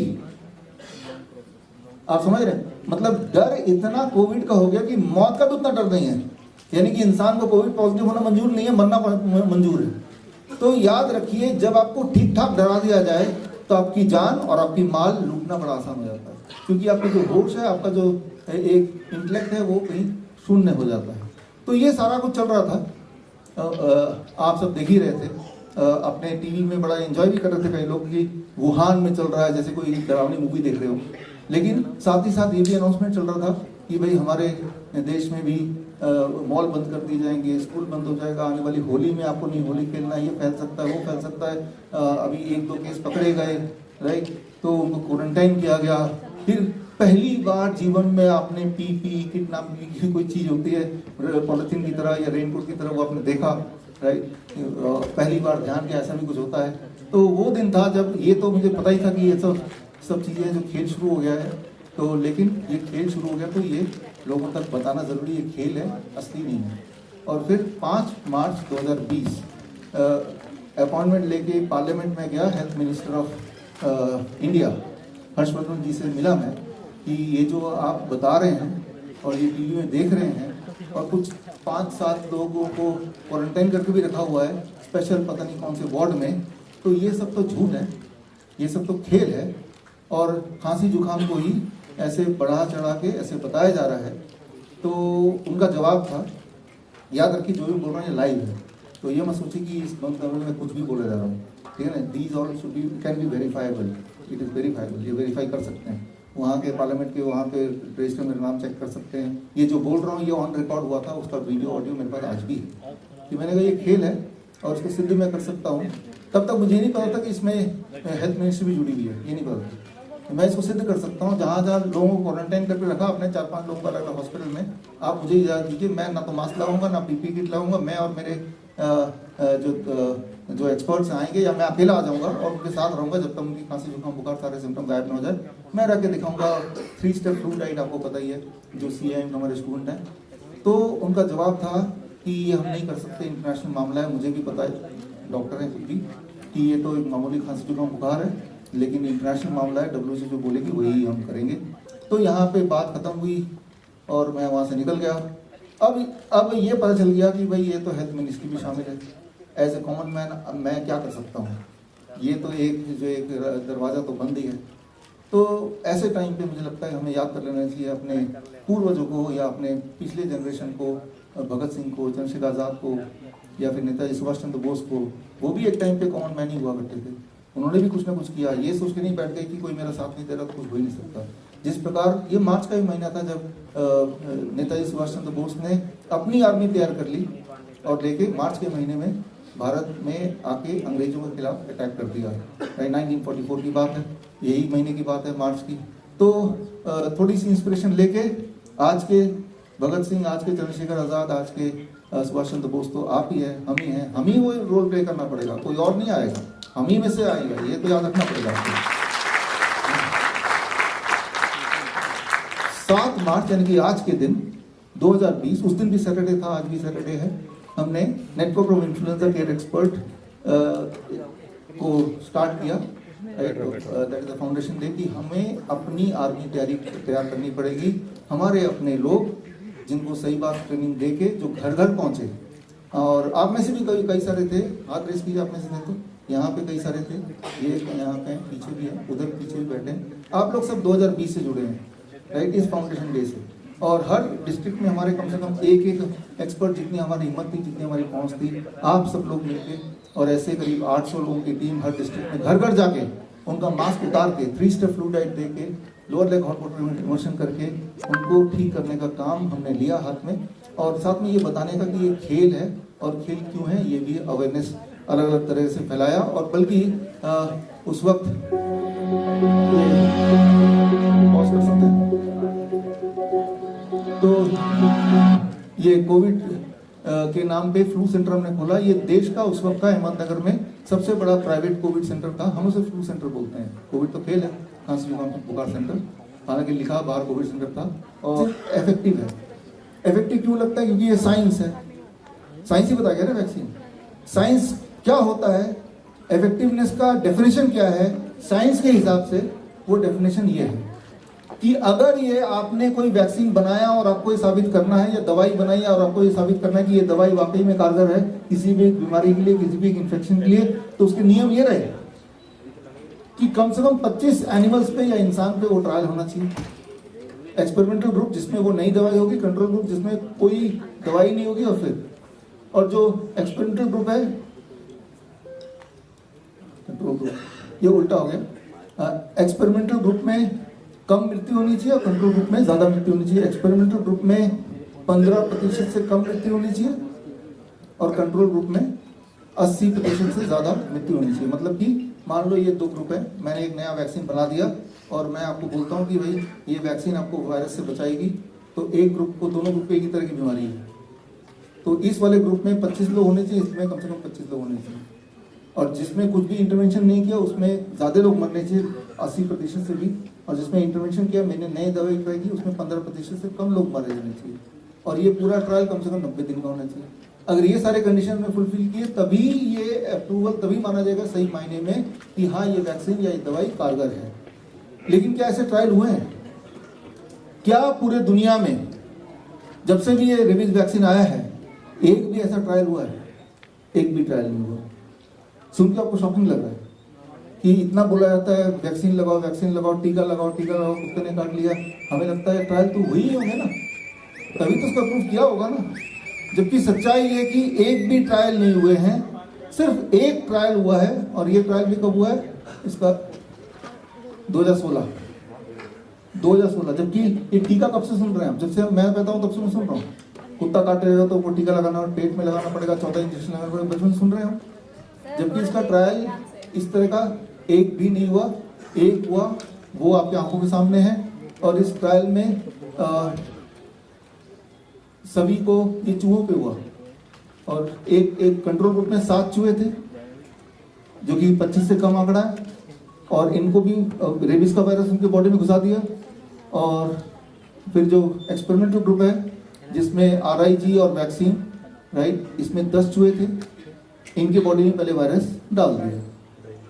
अब जो कंट्रोल ग्रुप है, यानी कि जिनको कोई दवाई नहीं देनी है, उनको दवाई की जगह सलाइन दे दिया गया, और जो एक्सपेरिमेंटल ग्रुप है उनमें वैक्सीन और RIG दे दिया गया, है ना। अब देखा गया कि देखते हैं जिनको हमने कोई ट्रीटमेंट नहीं दिया उन चूहों में कितनी डेथ होती है, और जिनको हमने वैक्सीन भी दे दिया, ये ढाल भी दे दिया, उनमें कितना की मौत होती है, ये देखना है, ठीक है ना। तो यहाँ पे 0 डे, यानी कि पहले दिन उनको बॉडी में वायरस डाला गया, डे 1 में उनको या तो वैक्सीन दिया गया या कुछ नहीं दिया गया, जो कंट्रोल ग्रुप है। अब तीसरे दिन फिर सलाइन दिया गया या वैक्सीन दिया गया, और 35 दिन का ट्रायल था ये, 34 डेज, नॉट 35 डेज। तो 35 दिन बाद ये देखना था कि जो कंट्रोल ग्रुप जिनको कुछ नहीं दिया गया उनमें कितने चूहे बच गए, कुछ नहीं देने के बाद भी, और जिनको सब कुछ दिया गया उनमें कितने चूहे बच गए। कब देखना था? 35 दिन के बाद। 35 दिन में उन सारे चूहों को मार दिया गया। ये सोच के क्यों मारा गया उसका यहाँ पे रेफरेंस आप देखेंगे, पढ़िए इसको। The researcher euthanized them by cervical dislocation because mice at that stage are predicted to die within 24 hours of rabies infection। कि उनको ये लगा कि 24 घंटे के बाद तो ये मर ही जाएंगे, कंट्रोल ग्रुप वाले जिनको कुछ नहीं दिए अभी मार देते हैं, ये इनकी एक्सप्लेनेशन है। जबकि होना ये चाहिए कि उनको नेचुरल डेथ होती है क्या वायरस की वजह से वो अपने आप मरते हैं क्या? इस तरह का ट्रायल नहीं हुआ। ट्रायल में खुद ही मरने से पहले ये जरूर है कि कोई वायरस आएगा तो बीमार पड़ेंगे, लेकिन ये जरूरी नहीं कि उससे मौत ही हो जाएगी। तो इस ट्रायल को आप पढ़ेंगे, ये बड़ा ही रेपुटेड जर्नल है, प्लॉस में आया है। तो इस जर्नल के अगर आप हेडिंग को पढ़ेंगे तो लगेगा कि वैक्सीन से फायदा है, लेकिन अंदर घुस के पढ़ेंगे तो ये पाया जाएगा, हेडिंग में पढ़ेंगे तो ये आ जाएगा कि भाई जो कंट्रोल ग्रुप के सारे चूहे मर गए और जो वैक्सीन वाले ग्रुप के कोई चूहे मरे नहीं। लेकिन अंदर घुस के पढ़ेंगे तो आएगा कि मरे कहीं के कोई चूहे नहीं, बस बाद में 34 डे में डिसाइड किया कि हम इसको मार देते हैं। क्यों मार देते हैं? क्योंकि हमें क्यों मार देते हैं तो ये साइंटिफिक वर्जन लिखा है, हमें अगर और डिटेल में पढ़ेंगे हमें उनका तड़पना देखा नहीं गया इसलिए मार देते हैं उनको। जबकि हर साल इस तरह के एक्सपेरिमेंट में करीब 20 करोड़ चूहों का इस्तेमाल होता है, 20 करोड़ हर साल, राइट। और यहाँ पे वो अपना इमोशनल दिखा रहे हैं कि उनको हम आज़ाद कर दिया हमने कि तू कल मरेगा, मैं आज ही मार दूंगा। तो ये रिसर्च है। अगर आपको कोई ये समझाए इस हॉल के बाहर जाने के बाद कि वैक्सीन से फ़ायदा होता है, आप अगर उनको बोले एक रिसर्च पेपर ला के दिखाओ, तो अगर हद से वो ये वाला ला के दिखाएंगे। और इसका क्या हाल है वो मैंने आपको बता दिया, राइट। और कुछ नहीं दिखाएंगे, ये दिखा देंगे, राइट। तो जो बेस है, जो फाउंडेशन है कि कुत्ते के काटने से वैक्सीन लगाना चाहिए, वो फाउंडेशन इतना मजबूत है, इतना कमजोर है, वो आपकी आंखों के सामने है, राइट। तो अब इस सवाल पे अगर दोबारा हम आ जाते हैं कि जो अभी तक हमने समझा कि रेबीज के अगर कुत्ता काट ले तो क्या डेथ इनएविटेबल है? The answer is no, right. क्या ये डेंजरस है? Answer is no. खतरनाक भी नहीं है, डेथ इनएविटेबल नहीं है। वैसे तो देखा जाए तो कोई साइकिल से गिर के मरते ही है, कभी कभी अपने अखबार में पढ़ा होगा, वो एक तुक्के वाली बात है, राइट। लेकिन अपने आप में जितना खतरनाक इसको प्रोजेक्ट किया उतना खतरनाक नहीं है, ताकि इसमें डेथ हो ही जाएगी ऐसा भी नहीं है। और दूसरे सवाल का जवाब, क्या वैक्सीन और RIG इफेक्टिव है? The answer is no. कुछ नहीं करेगा। क्या ये सेफ है? The answer is no. Safe नहीं है, ये डेंजरस है। उल्टा आपका चांसेस मरने के, बीमार पड़ने के अधिक हो जाएंगे अगर आपने वैक्सीन लगाया था तो ये अभी तक का है। तो अब आपके दिमाग में तीसरा सवाल आ रहा होगा, तो अगर कुत्ता काट ले तो करेंगे? ये तो पता चल गया क्या नहीं करें, लेकिन अब ये पता करना कि हम करें क्या। तो इस पे आने के लिए पहले ही समझ लेते हैं कुत्ता काटेगा तो होगा क्या। कुत्ता काटेगा तो दो तरह की बीमारियां होंगी। एक तो बोलते हैं एनसाइफिलिटिस। एनसाइफिलिटिस का मतलब होता है ब्रेन में इन्फ्लेमेशन। ब्रेन में इन्फ्लेमेशन होने से जो जो चीज़ आपको हो सकती है वो सारी आपको दिक्कतें होंगी। और दूसरा पैरालिटिक सिम्टम, आपकी बॉडी के मांसपेशियां काम करने बंद जाए, अगर कम कर दें या बंद हो जाए तो क्या होगा? आप ठीक से बोल नहीं पाएंगे, हाथ से उठा नहीं पाएंगे, आप चल नहीं पाएंगे, आप इधर उधर मुड़ नहीं पाएंगे। तो ये दो तरह के सिम्टम हो सकते हैं। ऐसे नहीं कि हमेशा होंगे, लेकिन ये दो कैटेगरी है। तो ब्रेन में अटैक करेगा या आपके मसल्स में स्पैज़म हो जाएगा, उसमें अटैक करेगा। अधिकतर लोगों को ब्रेन में ही होता है, जिनको होता है, हर एक को होता भी नहीं है। और उसमें फीवर हो सकता है, हेडेक हो सकता है, एंजाइटी हो सकती है, इरिटेबिलिटी हो सकती है, कंफ्यूजन हो सकता है, हेलुसिनेशन हो सकता है, हाइड्रोफोबिया हो सकता है। हाइड्रोफोबिया का मतलब पानी से डर, यही मतलब हुआ ना उसका। एक्चुअली वो पानी से डरते नहीं है। अब स्पाज्म है, कुछ भी निगल नहीं पा रहे हैं और निगलने के लिए कुछ दे रहे हैं, और जब निगल नहीं पा रहे तो दर्द हो रहा है, तो कुछ भी खाने पीने से डरते हैं। लेकिन हाइड्रोफोबिया वर्ड इसलिए यूज किया गया क्योंकि पहले के जमाने में इसी चीज को यूज करते थे, जो एंशिएंट टेक्स्ट में आपको दिखाता हूं। तो आप प्रचलन में है कि पानी से डरने लगता है, कि अगर सामने पानी रख दिया तो वो घबरा के भौंकेगा, ऐसा नहीं है। कोई भी चीज खाने पीने से उसको दर्द होता है तो उस दर्द से उसको डर लगता है, इसलिए वो खाने को पीने को दूर रखता है। तो समझना पड़ेगा, नाम भले ही हाइड्रोफोबिया है, बट लिटरल मीनिंग ऐसा नहीं कि वो पानी देखेगा तो वो डर जाएगा, ऐसा नहीं है। तो इस तरह से वो मसल स्पैज़म होगा, सीजर होगा, ये सारे इसके सिम्टम्स हैं, राइट। और ये और सिम्टम्स है, ये सारे सिम्टम हो सकते हैं अगर ब्रेन में इन्फ्लेमेशन हो जाए। और ये पैरालिटिक रेबीज जो 20% लोगों को होगा, तो पैरालिटिक रेबीज से आपको समझ आ रहा होगा कि अगर हमारे चेस्ट में पैरालिसिस हो जाएगा तो हमारी शॉर्टनेस ऑफ ब्रेथ आ जाएगी, हाथ में हो जाएगा तो हाथ की मूवमेंट कम हो जाएगी। इस तरह से ये सारे सिम्टम हो सकते हैं। तो इस तरह से पहचान होती है। अब इम्पॉर्टेंट बात यह है कि कई सारी और बीमारियां हैं जिस बीमारी में भी यही वाले सिम्टम होते हैं। कई सारी और बीमारियां, जैसे अभी जो मैंने बताया उसके रेफरेंस पेपर ये हैं, ये सारे रेफरेंस पेपर हैं। ये कई सारी और बीमारियां हैं। एनसाइफिलिटिस अपने आप में एक बीमारी है, गुलियन बेरी सिम्टम अपने आप में बीमारी है, एक्यूट साइकोसिस बीमारी है। अगर किसी का सोडियम लेवल बहुत हाई लो हो जाए, या फिर थायराइड का डिसऑर्डर काफ़ी हद तक चला जाए, विटामिन B12 की डेफिशिएंसी हो जाए, अगर इनमें से कोई बीमारी होगी तो भी वही वाले सिम्टम होंगे जो सिम्टम अभी आपने रेबीज के लिए देखे हैं। क्लियर होगी बात, है ना। तो जब रेबीज किसी को बोलते हैं इसको तो कुत्ते ने काटा था, अब ये इसको रेबीज हो गया, तो उसके लिए कोई डायग्नोस्टिक नहीं इन बिटवीन।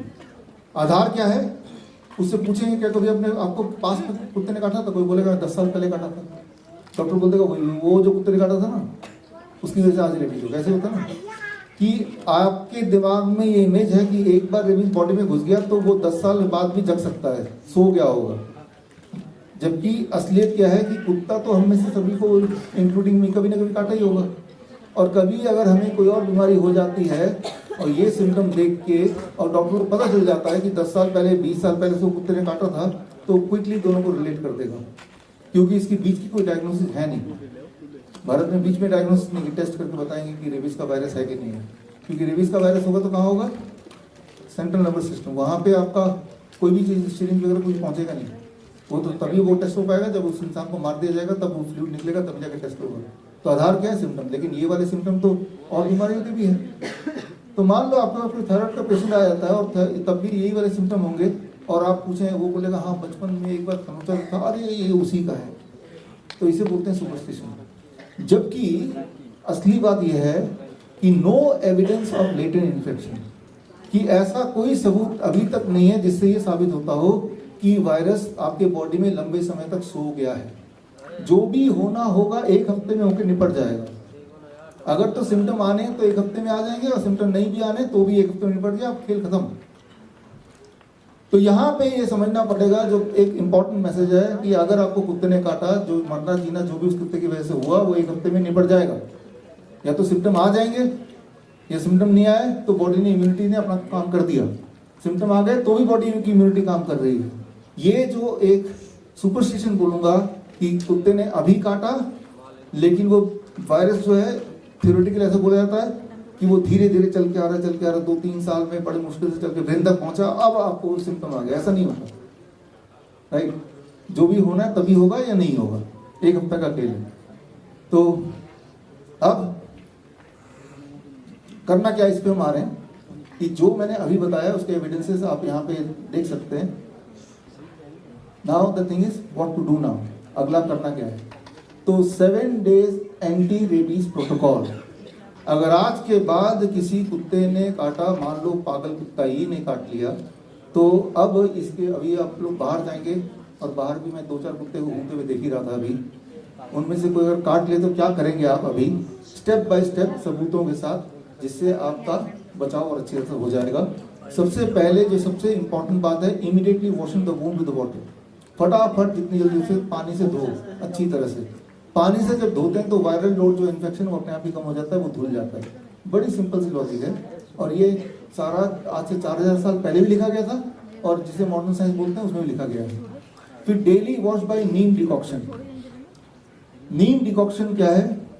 नीम के पत्ते का रस भी नहीं, नीम के पत्ते को लिया, उसको आपने पानी में उबालने के बाद उसका डिकॉक्शन बनेगा।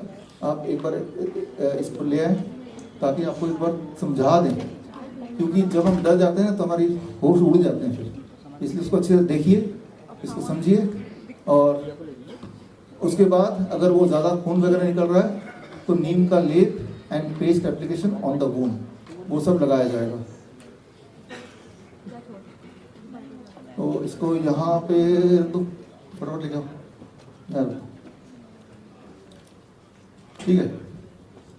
तो मान लेते हैं स्टेप 1, इमेजिन कीजिए आपके कुत्ते ने पैर में काट लिया। पहला स्टेप क्या करेंगे? वॉश कर दिया। अब अगला स्टेप क्या करेंगे? नीम डिकॉक्शन। थोड़ा आप बता दो। नीम डिकॉक्शन के लिए हमें 2 चीज़ों की ज़रूरत है, एक तो पानी करीबन 2 लीटर, और नीम के पत्ते। नीम के पत्तों की जो क्वांटिटी है वो करीबन 30 से 40 ग्राम है। तो आप देख सकते हैं 30 से 40 ग्राम करीबन इतनी क्वांटिटी होती है। अब आप इसको अच्छे से वॉश कर लें, और अब आपने पानी को बॉईल करने के लिए रखना है, और बॉईल करते वक्त इनको जो वॉश करा हुआ है इसको अच्छे से क्रश कर लें हाथ से, और पानी में उबालने के लिए डाल दें। अब पानी को तब तक उबालें जब तक कि वो 1/4 ना हो जाए। दैट मीन्स कि ये 2 लीटर जो पानी है जिसे आप देख सकते हैं, उसको इतना उबालना है कि वो 1/4 हो जाए, यानी कि 500 ml। तो जब आप इतना उबालेंगे तो करीबन कम से कम आपको 10 से 15 मिनट लगेंगे, और जब आप डिकॉक्शन लेंगे तो करीबन इतना पानी आपको मिलेगा, और यही पानी आपको वहां पे अप्लाई करना है वूंड वॉशिंग के लिए। तो इसका जो टेम्परेचर है वो अप्रॉक्सीमेटली 40 to 42 डिग्री होना चाहिए, ताकि वो जो वॉश है वो अच्छे से हो सके। अभी आपने देखा कि ये वार्म वॉश, नीम डिकॉक्शन जब वो गर्म हो, वार्म हो, तब उसको उससे धोना है। दैट इज यहाँ पे स्टेप 1 की बात करते हैं। अब आता है स्टेप 2। नीम का लेप लगाना, नीम का पेस्ट, जहाँ पे घाव है तो वहाँ पे बर्नॉल या ये आजकल जो लगाते हैं वो ना लगा के, जो प्रूवन साइंस है वो नीम का लेप लगाना। लेप कैसे बनाएंगे? नीम लेप के लिए आपको करीबन 20 से 30 ग्राम नीम लीव्स की जरूरत है, जो कि इतनी क्वांटिटी होगी। इस प्लेट में आप देख सकते हैं। अब इसको अच्छे से वॉश करना है आपने, और वॉश करके आपने इसको अब ग्राइंड करना है। आप खल में भी कर सकते हैं या फिर मिक्सी में भी कर सकते हैं। और जब आप ग्राइंड करेंगे तो उसमें आपको पानी की जरूरत होगी, तो यानी 1 चम्मच या 2 चम्मच आप बार बार पानी डालते रहें और एक फाइन पेस्ट आपको मिलेगा। जैसे कि ये आपको वूंड में अप्लाई करना है।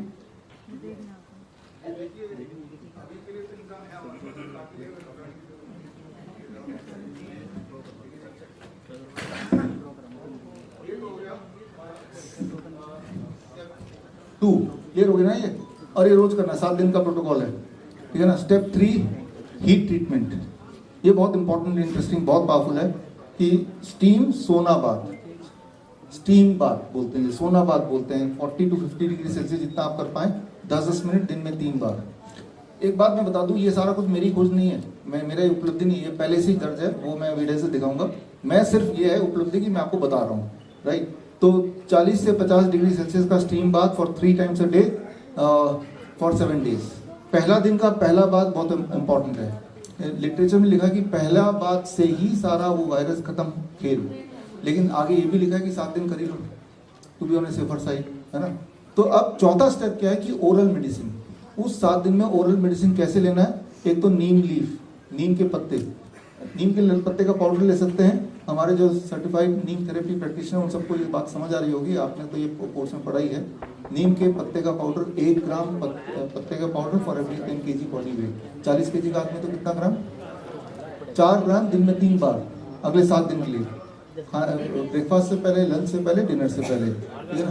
तो वार्म वाटर में घोल के पी लेना है। या आप ये भी कर सकते हैं कि भाई हर 10 kg पे 1 पत्ता खा ही लीजिए। तो यानी कि अगर मेरा वेट 70 kg है तो ऐसे 5-7 पत्ते मैं सुबह भी चबा लूंगा, लंच में भी चबा लूंगा, डिनर में चबा लूंगा। डॉक्टर की भी आवश्यकता नहीं है, पत्ते तो आप हरे वाले खा लीजिए।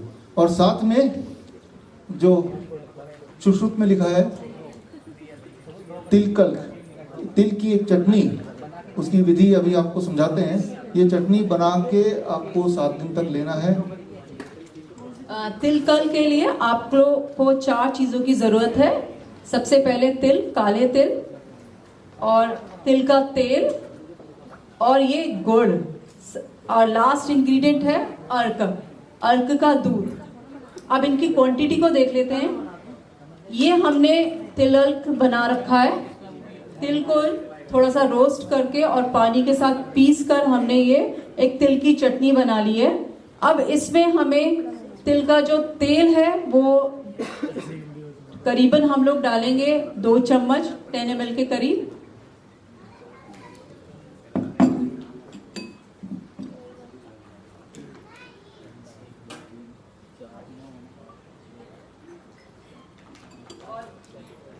गुड़ जो डालेंगे करीबन 4 ग्राम के करीब। और जो अर्क डालना है वो बहुत कॉशियसली डालना है, बिकॉज ये एक मेडिसिनल का काम करेगी अगर आप डोज सही डालेंगे, अदरवाइज फेटल भी हो सकता है। तो इसकी 1 या मैक्सिमम 2 बूंद से ज्यादा नहीं डालना।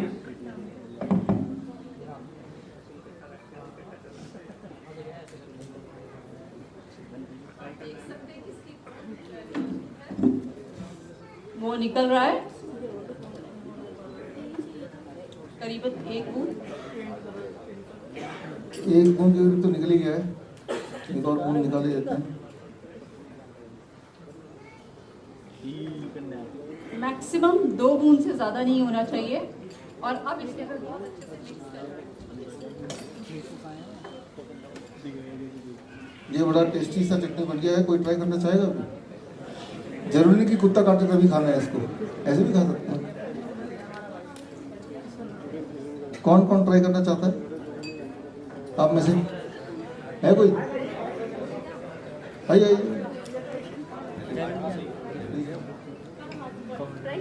बताइए सबको कैसा लगा। और कोई ट्राई करना चाहता है? आइए आइए, तो बनी गई है। बताया नहीं आपको, बहुत टेस्टी।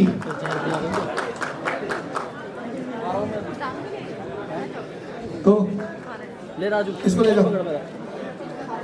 अरे ले फोन पकड़। तो यहाँ पे आपने देखा स्टेप 4 में कि क्या आपको करना है, इसकी दवाई कैसे बनानी है, इसके रेफरेंस में आपको देने वाला हूँ। और स्टेप 5 वाटर फास्टिंग, मतलब 3 दिन के लिए खाना पीना बंद, सिर्फ पानी पी के रहना है।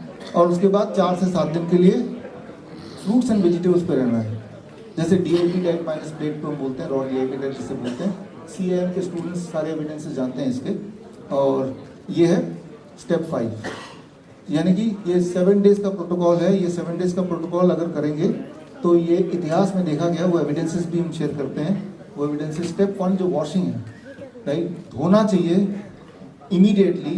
ये आप देखिए पहला पेपर जो है 1485 का है और 1578 का पेपर है, 1834 का पेपर है और आखिरी पेपर 2020 का भी है। यानी कि एंशिएंट टाइम से लेकर अभी तक कंसिस्टेंटली ये तो क्लियर है कि धोना इमीडिएटली चाहिए, राइट। तो पहला स्टेप तो ये आपके सामने है। और नीम के पानी से धोना चाहिए। उसका जो हमारे नीम थेरेपी के स्टूडेंट्स हैं उन सबको पता है कि आप मेरी किताब ग्रीन गोल्ड पढ़ेंगे तो उसमें हज़ारों आपको रेफरेंस मिल जाएंगे, तो आपको पता चल जाएगा जो आपने सीखा है। स्टेप 2 लोकल एप्लीकेशन, नीम का लेप बनाना है और लेप लगाना है जहाँ पे जख्म हुआ है।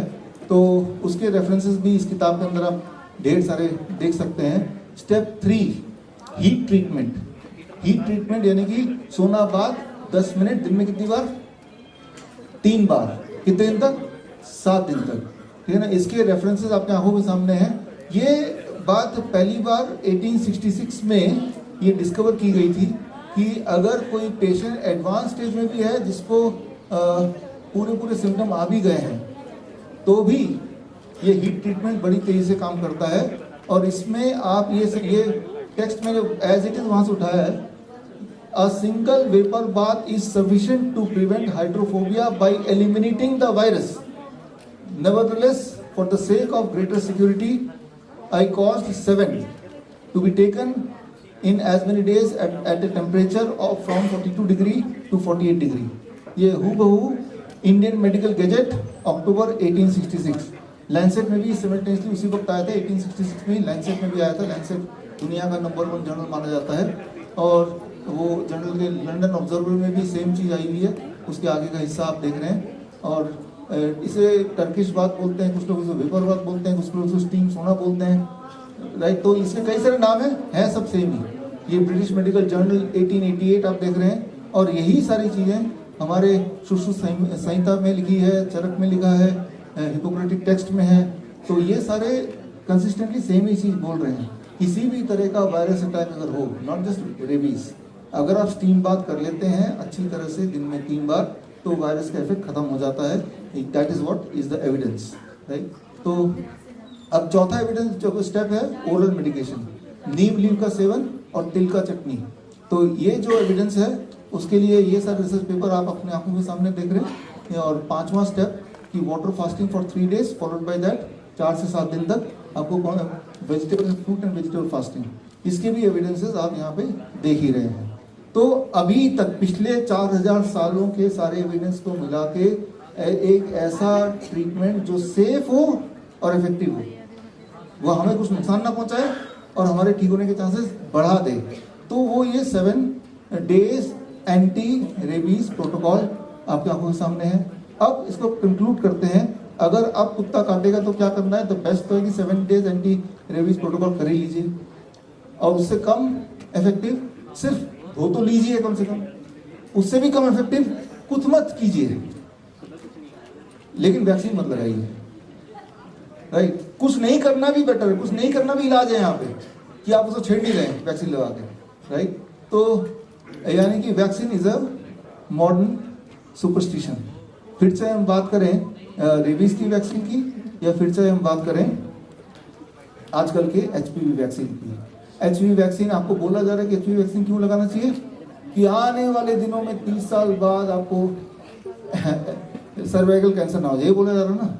लेकिन आज से 20 साल 30 साल पहले जिन लोगों ने ये लगाया था, तो उनको तो आज सर्वाइकल कैंसर नहीं होना चाहिए फिर, तो लेकिन ये सबूत आपको मैं दिखा रहा हूँ, ये सबूत देखेंगे, ये 2006 का रिपोर्ट है, राइट, कि जो पहले जो लगाया था कुछ महीनों में ही उन लोगों में ही 44% सर्वाइकल कैंसर बढ़ गए। ये रहे सबूत कि उससे सर्वाइकल कैंसर कम नहीं हुआ और बढ़ गया, ये पहला सबूत। दूसरा, 27% मिसकैरेज बढ़ गया, ओवरी डैमेज बढ़ गया, राइट। क्यों? क्योंकि इसमें एक तरह का इंग्रेडिएंट होता है जिसे बोलते हैं सोडियम बोरेट या बोरैक्स, और अगर आप इसका थोड़ा R&D करेंगे तो आपको पता चल जाएगा कि ये सोडियम बोरेट या बोरैक्स जो होता है वो इंसान को इनफर्टाइल कर देता है। ये तो जग जाहिर है, it is already proven thing, और यही चीज वैक्सीन के अंदर घुसाई हुई है। As a result of that आज से पहले जिन देशों में लगाया गया, चाहे वो US की बात करें या डेनमार्क की बात करें, देखिए उनका जो बैकग्राउंड फर्टिलिटी रेट है वो 8.9%, मतलब 8.5%, 9% लोगों को बच्चा नहीं भी होता है ये। लेकिन जब वैक्सीन लगाया तो वही चीज़ बढ़ के हो गया 27%। अब 27% लोगों को बच्चे नहीं होते हैं, राइट। तो ये मतलब बच्चे नहीं होते हैं, तो पहले भी होता है कि कुछ कपल्स को नहीं हो पाते, लेकिन उसकी तादाद वैक्सीन लगाते ही और बढ़ गई। ये आपके सामने ग्राफ है, और ये ग्राफ है जिसमें ये पता चलता है कि वैक्सीन लगाने के बाद इनफर्टिलिटी रेट ड्रॉप होती जा रही है। जब वैक्सीन लगाया गया, यहाँ पे HPV वैक्सीन 2006 में लगाया गया, और लगाने के बाद से आप देख रहे हैं जहाँ जहाँ लगाया वहाँ देशों के ग्राफ वो नीचे जाता हुआ आपको दिख ही रहा है। और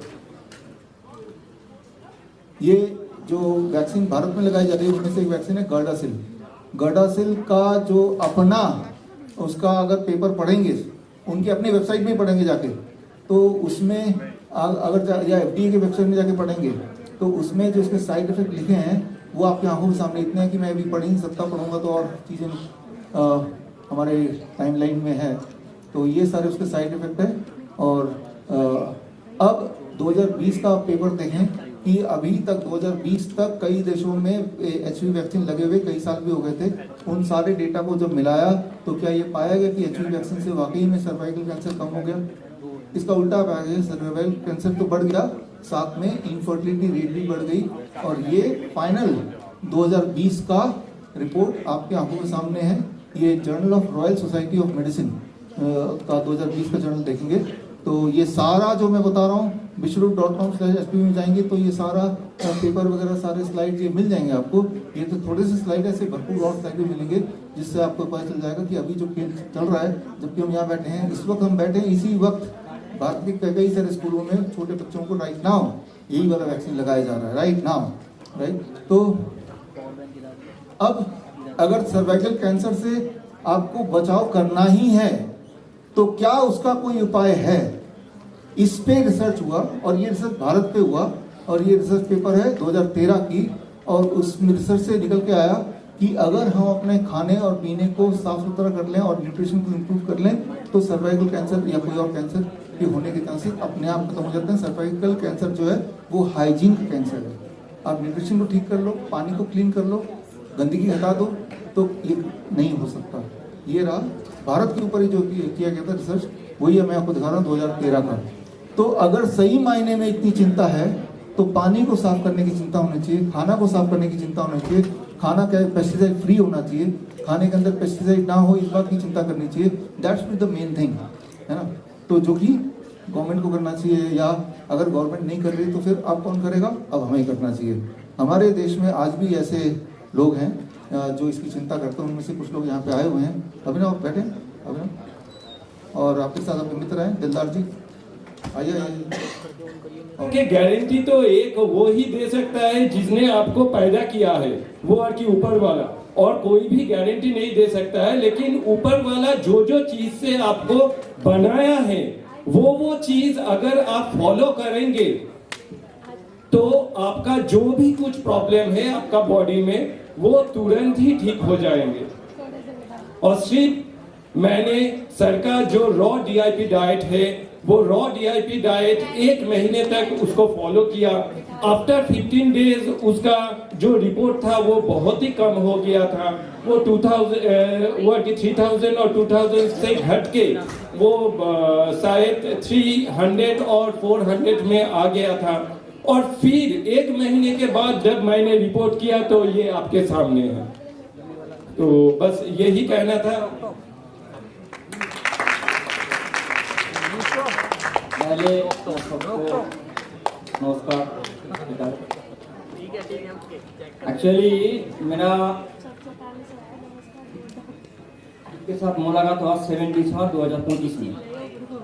उसके पहले 15 डेज से पहले हम इलाहाबादी का वक्त किए थे। मेरा जो रिपोर्ट अभी शो किया है आप लोग सब देख लिया है। मेरा मेन जो प्रॉब्लम था कॉन्स्टिपेशन। तो मेरे को जो इलाहाबादी दवाई दिया है लैक्टोलूज बोल के एक दवाई है। पहले मेरे को बोला है 10 ml करके पियो रात में, कम नहीं किया है, 1 दिन किया। उसके बाद बोला है 20 ml करके पी लो। 2-3 दिन गुजर गया, कुछ भी काम भी नहीं आया। फिर बोला 20 करके दोपहर, 20 करके रात पियो गर्म पानी के साथ। उसी तरफ से 3 दिन किया है, 4 दिन के कम में नहीं है। ऐसे करते करते 6 दिसंबर रात में हम YouTube ढूंढे इसके एक वीडियो देखा, तो उसको फोन किया है। वो मेरे को अपॉइंटमेंट दिया मंगलवार को रात में। हम सोचा कि इतना दिन देर हो रहा। फिर उसको संडे को 7 दिसंबर सुबह उसको फोन किया है इमरजेंसी पे। वो उसका अपॉइंटमेंट था, वो अपॉइंटमेंट शायद अपॉइंटमेंट दूसरा या तीसरा था। वो छोड़ के मेरे को टाइम दिया कि आज ही आ जाओ, अभी आ जाओ। टाइम शायद 11 से 12 बजे तक दोपहर। तो उसके पास आया है, सब कुछ जान के उसको प्रोटोकॉल हम फॉलो किया है। तो हम सभी को, मेरा जो रिलेटिव्स है, फ्रेंड्स है, सबको एक ही बात हम बोलना चाहते हो, जे फॉलो नहीं करने से कुछ नहीं होगा, फॉलो करना होगा। फॉलो करने से जितना फॉलो करेगा उतना जल्दी रिजल्ट मिलेगा। यही मेरा सबको कहना चाहती है। तो विश्व सा के बहुत बहुत धन्यवाद है। तुम लोगों को पहले धन्यवाद दे रहा है, ठीक है। और एक बात हम कहना चाहते हो, जिस दिन हम उसके पास आया है वो मेरे को जब बोला है कि ऐसे ऐसे करना होगा, हम सुन के इतना आश्चर्य हो गया। क्या बोलेगा, सबसे बड़ा बात है मेरे को जो दवाई दिया था इलाहाबादी डॉक्टर में, मैंने बहुत महंगा वाला दवाई दिए थे। तो वो मेरे को उसी दिन बोला सब दवाई छोड़ना होगा। तो हम इतना आश्चर्य हो गया, ये क्या बात है, इतना महंगा वाला दवाई दिया है, ये छोड़ने का हमें बोल रहा है, ये कैसे संभव हुआ। तो हम मैं जब बोला ठीक है आज खा लो दवाई, आज खा लो, हम खुश हुआ था, आज से दवाई खा लो, कल से छोड़ेगा। तो हम क्या किया है, तो मैं वाइफ के साथ लेके गया है, और जो प्रोटोकॉल मेरे को बोला है हम उसी दिन सोच लिया कि हम ये प्रोटोकॉल बिल्कुल मानेगा, और कल से नहीं, हम आज ही से दवाई बंद कर देगा। तो हम उसी दिन से दवाई बंद कर दिया है। और 15 दिन के बाद शायद टेस्ट किया है, इतना अच्छा रिजल्ट मिला है। फिर 1 महीने बाद टेस्ट किया, रिजल्ट आने के बाद हम मैंने मिराकल रिजल्ट मैजिक हो गया। हम पहले ही इसको फोन किया है, मैंने इतना हम खुशी हो गया। इसके बाद मेरा माँ को, माता जी को फोन किया है, माता जी हम ऐसे सुस्त हो गए। तो हम क्या बोलेगा, और कोई जवाब नहीं है। और एक बात, मैं वाइफ को बहुत बहुत धन्यवाद कहना चाहता हूँ। इसीलिए मेरा वाइफ मेरे को बहुत बहुत साथ अभी भी दे रहा है। अभी 3 महीना होते जा रहा है। जो प्रोटोकॉल है, मैंने घर का आदमी साथ नहीं देगा तो थोड़ी बहुत प्रॉब्लम हो सकता है, लेकिन खुद ही करना होगा, लेकिन साथ देना जरूरी है, ठीक है। धन्यवाद सबको, धन्यवाद।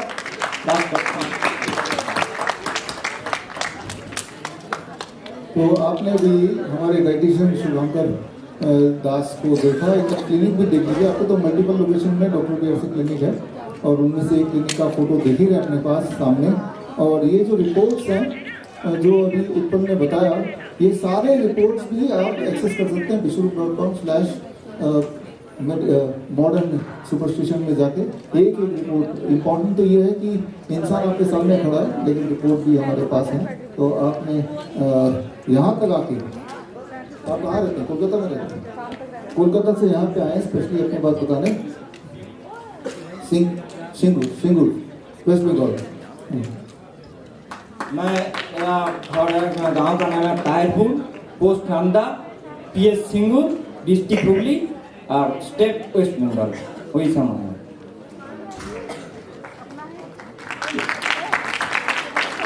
तो इसके साथ ही आज एक एक उदाहरण आपने देखा कि ब्रेन डिसऑर्डर है तो ठीक हो सकता है, हार्ट है तो हार्ट का एग्जाम्पल देखा जॉय का, आपने लिवर का एग्जाम्पल देखा, आपने किडनी का एग्जाम्पल देखा, आपने कैंसर का एग्जाम्पल देखा, आपने गैंग्रीन का देखा, पैर से लेकर सिर तक हमने कोशिश की हर एक बीमारी के एक आ जाए। और अभी आपने 3 पेशेंट शुरू में देखे, 3 बच्चे, और जो ऑटिज्म के बच्चे थे उन्होंने आके बोल के दिखाया, गा के दिखाया।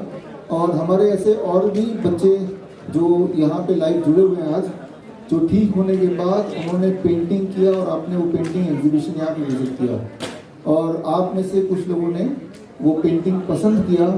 और उनमें जो हाईएस्ट बिडर है, अभी दरवाज़ा बंद रखो ना यार, दरवाज़ा बंद रखो। आप बोलो यहाँ पे हमारे वो नहीं है वॉलंटियर्स, आप दरवाज़ा मत खोलो, थोड़ी देर की बात है। तो जो हाईएस्ट बिडिंग किया है हमारे उन बच्चों की पेंटिंग पे, उनका नाम है दीपक कुमार। दीपक कुमार जी हैं आप? दीपक कुमार अरे हाँ, क्लिनिशियन है हमारे डॉक्टर बीआरसी क्लिनिक के। आइए दैट हाईएस्ट बिडर, और वो लेके आइए। और वो बिडिंग के कौन से वाले बच्चे का, वो तो पेंटिंग में लिखा होगा, पेंटिंग दे रहे हैं उसमें लिखा होगा, लेके आओ लेके आओ। ये है हाईएस्ट बिडर कॉटन पेंटिंग, और ये बच्चे का नाम क्या है? दियांश, और ये 6 साल के बच्चे ने बनाया है। और ये और व्यांश है यहाँ पे, व्यांश, हाँ व्यांश है यहाँ पे, व्यांश आप आ जाओ यहाँ पे। और दीपक कुमार, अरे दीपक, ये व्यांश की तरफ से दीपक को, और दीपक की तरफ से व्यांश को जो 5100 वो हम आपको दे देंगे। वो दे दें, दे दिया ऑलरेडी, आपने दिया ना, हमें तो उनको देना ना, हमें तो बच्चे को देना है, ठीक है ना। ये इस बच्चे की पेंटिंग कॉटन से उन्होंने बनाया है, और इस बच्चे की पेंटिंग को 5100 रुपये का इसकी पेंटिंग है। 5100 रुपये है, वो 5100। अगला जो है बिडिंग में 8 नंबर 5, 8 नंबर 5 लो। इनका painting is being sold now. ये व्यांश की आज की उपलब्धि है, आगे जाके बहुत बड़े पेंटर बनने वाले हैं, उसकी शुरुआत है। ये रहा पेंटिंग, कोई आम पेंटिंग नहीं है, ये पेंटिंग रुई से बनी है, कॉटन से बनी है। ये बच्चे जो है पेंसिल भी नहीं पकड़ सकते, इसीलिए ये हमने रखा है कंपटीशन की। कितना अच्छा ड्राइंग और कलर्स कर रहे हैं बच्चे, आप देखिए। जो बच्चा पेंसिल नहीं पकड़ सकता था वो ऐसे पेंटिंग है कि ये इतने काम में ये। Thank you motivation. तो नेक्स्ट हमारे बिडर हैं डॉक्टर सुनील चौहान। सुनील जी हैं, डॉक्टर सुनील, वो भी हमारे डॉक्टर बीआरसी क्लिनिक के क्लिनिशियन हैं।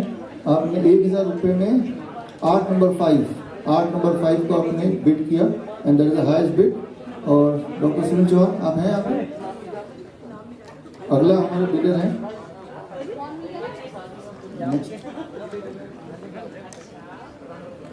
नेक्स्ट है आशुतोष जी, आप हैं यहाँ पे? आपने बिड किया 1500 रुपये में 8 नंबर 8 पे 1500 रुपये बिड किए। आशुतोष जी आप हैं?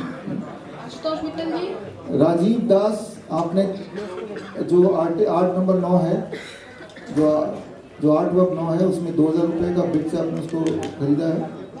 राजीव जी हैं, अभिनंदन कर्माकर का है।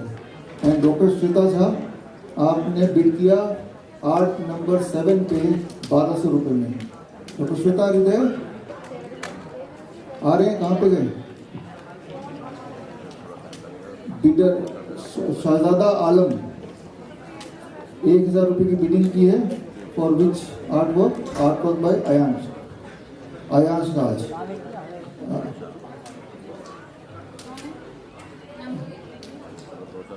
मोहम्मद हुसैन शहजादा आलम, ठीक है। तो लेकिन आयांश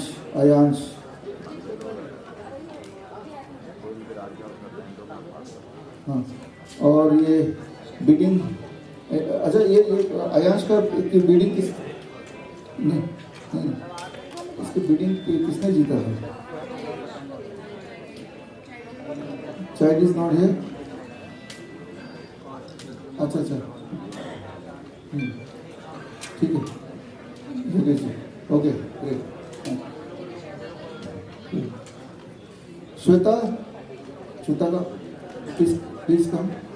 आपने आर्ट नंबर 7 पे बिड किया है 1200 रुपये में, और ये आपका ये आर्ट हुआ, और ये 1200 रुपये जोवियल जो हमारा कैन के बच्चा है उसको हम आपकी तरफ से भेज देंगे, वो ऑनलाइन अभी देख रहे हैं।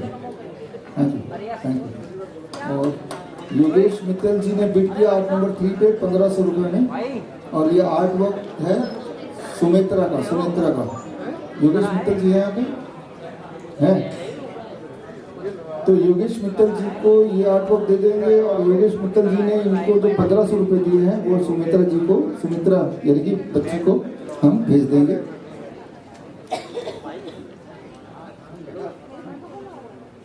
तो अब हमारा जो दूसरा सेक्शन है ये यहाँ पे हम खत्म करते हैं। अभी कॉम्पिटिशन शुरू होगा, लेकिन बीच में एक बड़ा महत्वपूर्ण सेक्शन है, वो है कि हम कैंपेन करेंगे। और कैंपेन ये है कि ये जो एचपीवी वैक्सीन है, आज से 2020 में 29 नवंबर को 2020 में 29 योगेश जी प्लीज आइए। आपकी जो पेंटिंग जो आपने कितने रुपये में खरीदी थी? 1200 रुपये, 1500 रुपये। तो ये आपकी पेंटिंग है, और इस बच्चे को सुनेत्रा को आपके 1500 रुपये हम पहुँचा देंगे। Thank you. आप में से काफ़ी लोग कई साल से जुड़े हैं, और आज से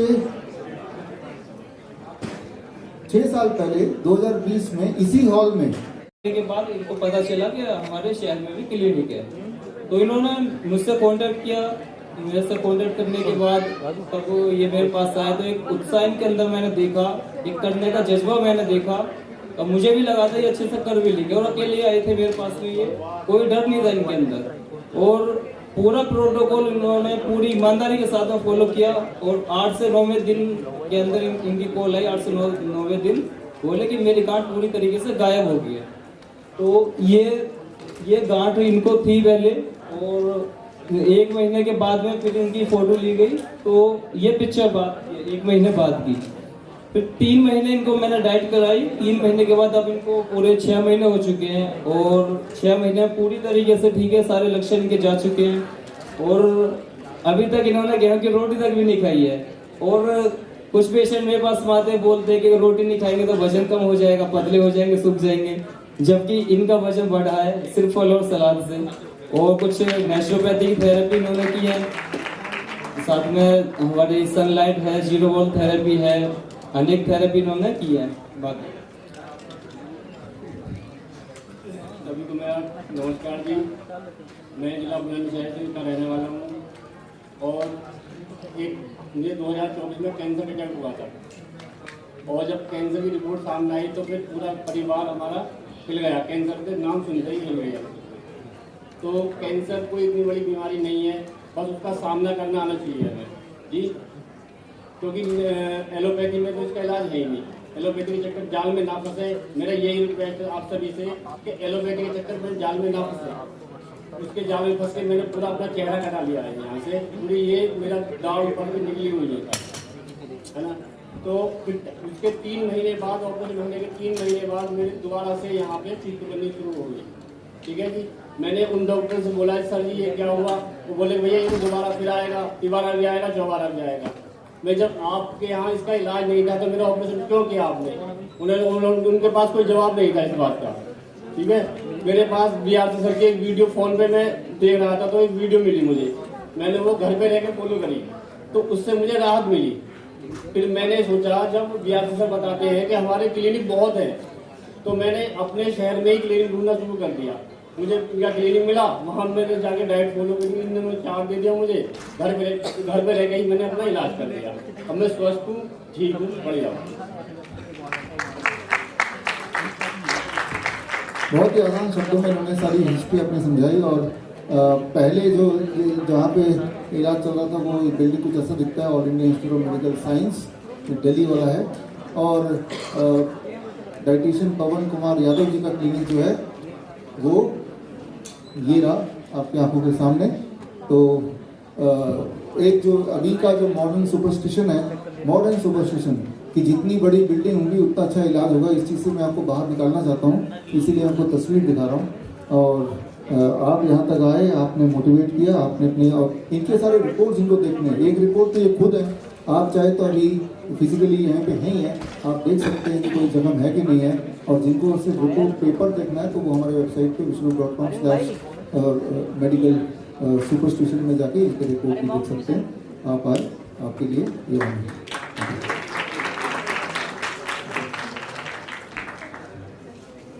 आइए अब मिलते हैं आज के हमारे last but not the least hero से, उत्पल डे जी, जिनको जून 2025 में काफ़ी तकलीफें हो रही थी, तो उन्होंने टेस्ट कराए जिसमें उनको हेपेटाइटिस डायग्नोस किया गया और उनके पैरामीटर्स कुछ इस तरह थे। बिलिरुबिन उनका 6.9 था, TSH 20 था, SGPT 3047, SGOT 2371।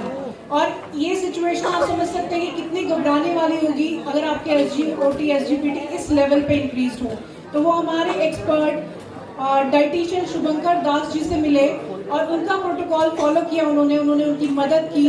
और आज उनके पैरामीटर्स, उनके बिलिरुबिन है 0.6, उनका TSH है 5, SGPT is 40 and SGOT is 23। इतने नॉर्मल पैरामीटर्स, और वहां से यहाँ तक कैसे वो पहुंचे वो आपको खुद बताएंगे। एट फर्स्ट सभी को यहाँ का जो कोई भी है, सभी को, मनीष जी को, सर को प्रणाम।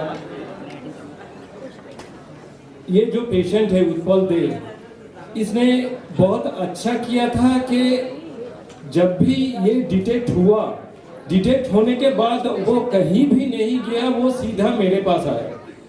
अगर ये जो पोजीशन है उसका SGPT SGOT 3000 के ऊपर, 2000 के ऊपर जो सिचुएशन है, और उसका आंख पूरी तरह पीला था, उसका यूरिन पूरी तरह पीली थी, वो बहुत सीवियर कॉन्स्टिपेशन का पेशेंट था, बहुत सीवियर। और उसका और थोड़ा और भी दिक्कतें थे, डाइजेशन का प्रॉब्लम था, TSH का प्रॉब्लम था। तो ये सब कुछ मिला जुला के ये जब आया था मेरे पास, तो इसका कंडीशन बहुत ही खराब था। ये आने के बाद पहला चीज इसने मेरे से पूछा था कि सर मैं क्या ठीक होऊंगा।